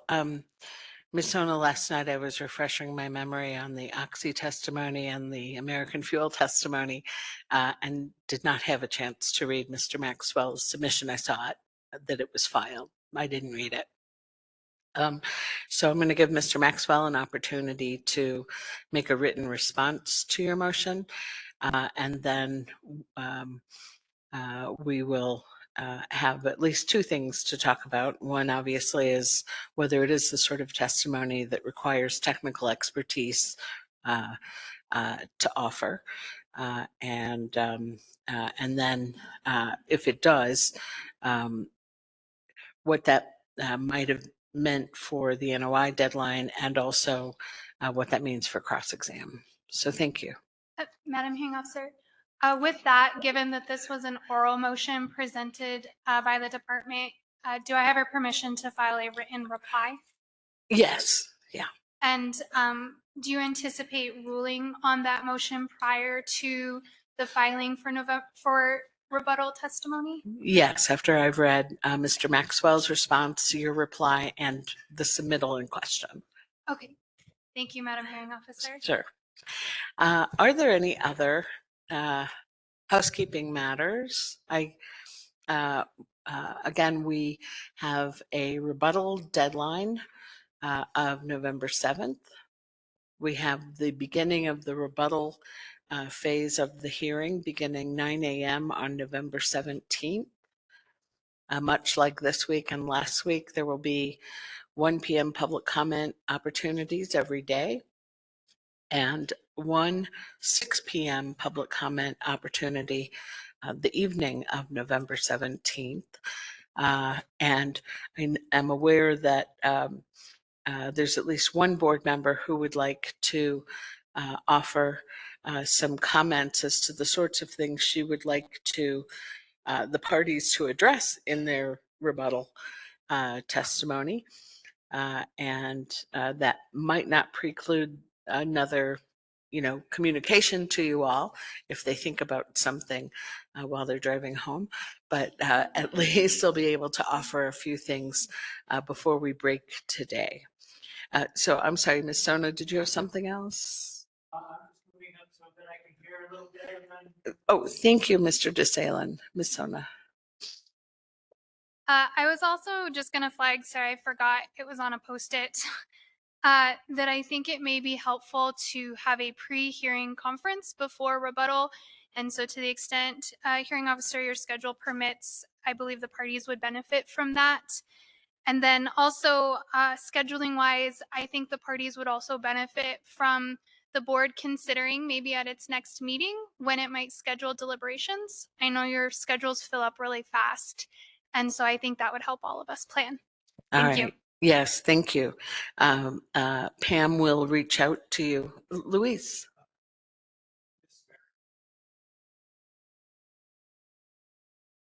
Yes, Ms. Vercruz? Hi, Madam Hearing Officer. I just have a question. One of the parties, Growth Energy, has not yet presented its technical witness. And so I just had a procedural question about how that will be folded into the rebuttal and sort of preparation for the rebuttal. So Mr. Nasco said that he had spoken, I thought he said he had spoken with the other parties along these lines and that there hadn't been an objection to him presenting his witness for both direct and rebuttal when we began on November 17th. Am I Oh, remembering that yes. correctly? Yes, that's my understanding too. I was asking, kind of, are those separated? Is it just part of the same thing with, with all the other testimony, we would have heard it before preparing for the rebuttal? And so I was just wondering administratively, procedurally, how that works. That's all. Yeah, so Pam Jones will reach out to you for your availability for a pre-hearing conference after November 7th and before November 14th. And we will talk about the order in which folks will make their presentations. I think it makes sense, frankly, to take Mr. Nasco's witness first. And then proceed through everybody else's rebuttal, but we can talk about that in the pre-hearing conference. Thank you. Thank you. Anyone else? Comment or observation or question? No? All right, let me turn to the board. Member Ely, do you have some topics you would like the parties to address in rebuttal? I do, and I just want to thank the department for opening up this option. So often we leave these hearings with so many more questions, and I just appreciate the opportunity to have some of these questions addressed. I do want to also just acknowledge the really hard work that the department and the other parties have put in to this process. It is a huge lift with very restrictive timeframes in the statute that cannot be ignored, such as the implementation date and the carbon intensity targets we have to meet. And to do all that and getting real environmental results and meeting industry needs and listening to all their concerns is, I know, not an easy task. I have a list of about a half a dozen items that I'd like to see addressed in rebuttal, and I'm guessing you're already thinking about these things. I just want to make sure that they're in there. One is the EER. We heard testimony that all programs have it, and also that technology neutrality is important in all those programs. NMED makes the case that it meets the technology neutral requirement in the statute. Industry saying it does not. I would just like clarification on why NMED believes it does meet the technology neutral requirement. On the flip side of that, it's with SAFE, or SAF, I guess is how you pronounce it, SAF. I've heard that California and Oregon have levelized SAF with renewable diesel. NMAD has said that they are not doing that because of the technology neutrality issue. And I just don't understand, or I would hope to have an explanation of why going to a levelized playing field between renewable diesel and SAF is not technology neutral. I'd like to be clear on that. On avoided methane emissions, we've heard a lot of concern about the unintended consequences of having avoided methane emissions. I'm just wondering if there's a way to set up the program with this strategy, which makes perfect sense to me. If you're avoiding emissions, you should get credit for that. But is there a way to set it up so that we don't have an increase in herd size? Or warming manure was one of the other concerns that came about. On book and claim, a new term for me. Boy, we certainly want the benefits of this program to benefit all of them, co-benefits to benefit New Mexicans. Is there a way to allow for that strategy such that we do get that as far as public health co-benefits and economic co-benefits related to the program, but still allow book and claim on the books. And perhaps that is by limiting the type of fuels that could take advantage of book and claim. As far as the first 2 years of the program, there was a lot of concern expressed about the ability to meet the requirements, staffing up and getting industry prepared for that. I'm wondering if there's a way to provide more flexibility in those first couple years, such as not accounting for deficits or allowing deficits to be carried over from one compliance year to the next, or extending the initial compliance period from 12 months to perhaps 18 or 24. Just what would that do to the program without necessarily changing the targets? And then lastly, you know, our oil and gas industry has been tasked with doing a lot of emission reductions per NMED and per MNERD. And if there's a way to provide incentive to get even more emission reductions through this program, through perhaps an alternative fuel pathway instead of just going to the lookup tables, I would love to see that. I know it's complicated. The industry is complicated. Moving crude to refineries in Texas and bringing them back in and tracking all that is complicated. But if there's a way to do it, it would be awesome to see that. So those are my 6. I may have more, and I will let Felicia know if that is the case. Once again, thank you. Thank you, Member Ely. Member Garcia? Not at this time, thank you. All right, thank you. Member Hunker? Yes, and I totally agree with everything Member Ely said. And pardon the barking dogs in the background. But just to kind of elaborate on the point Member Ely made about what kicks in when, I think that's an area that really we need to focus on in the rebuttal. What requirements kick in when? Does it make sense? Will it set up the program for success? And can NMED have everything in place that the regulated parties need to have in place to make that work? One other thing I thought of, just in terms of implementation, since there's so many pieces to this program, and it's so dependent on new research, new experience in the program, there could be a lot of changes made to this program, you know, in the first 5 years of implementation, assuming we approve a rule. And is there a way to make some of those updates administratively without having to go through the rulemaking process for every little thing? I think we could easily have an annual update to this rule or a semi-annual update if we're not thoughtful about how we set this up. So if there's any way to handle some of the likely updates that will be necessary without going through the full-blown rulemaking process and involving this board, that would be a good thing to consider. And that's all I have.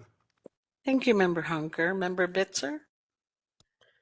Yeah, I guess I would direct this at the attorneys, but I'm wondering what the actual consequences are for not making the statutorily mandated benchmarks, milestones. I mean, I spent $1 million in state government once that didn't exist, and I was told I was going to go to jail and it was going to be bad. And I did get a stern warning from the then chief of staff, the governor's office, but I mean, it was something that otherwise would have failed the common sense test, and I was appointed to make common sense decisions. So, so anyway, I'm just wondering what the implications might be. Do we all, are we all personally liable or something, or what goes down? Okay, thank you. Vice Chair Trujillo. Thank you. Yeah, I feel like Member Ely and Member Honker really kind of honed in on some of the issues that I was really liking to see more information about. I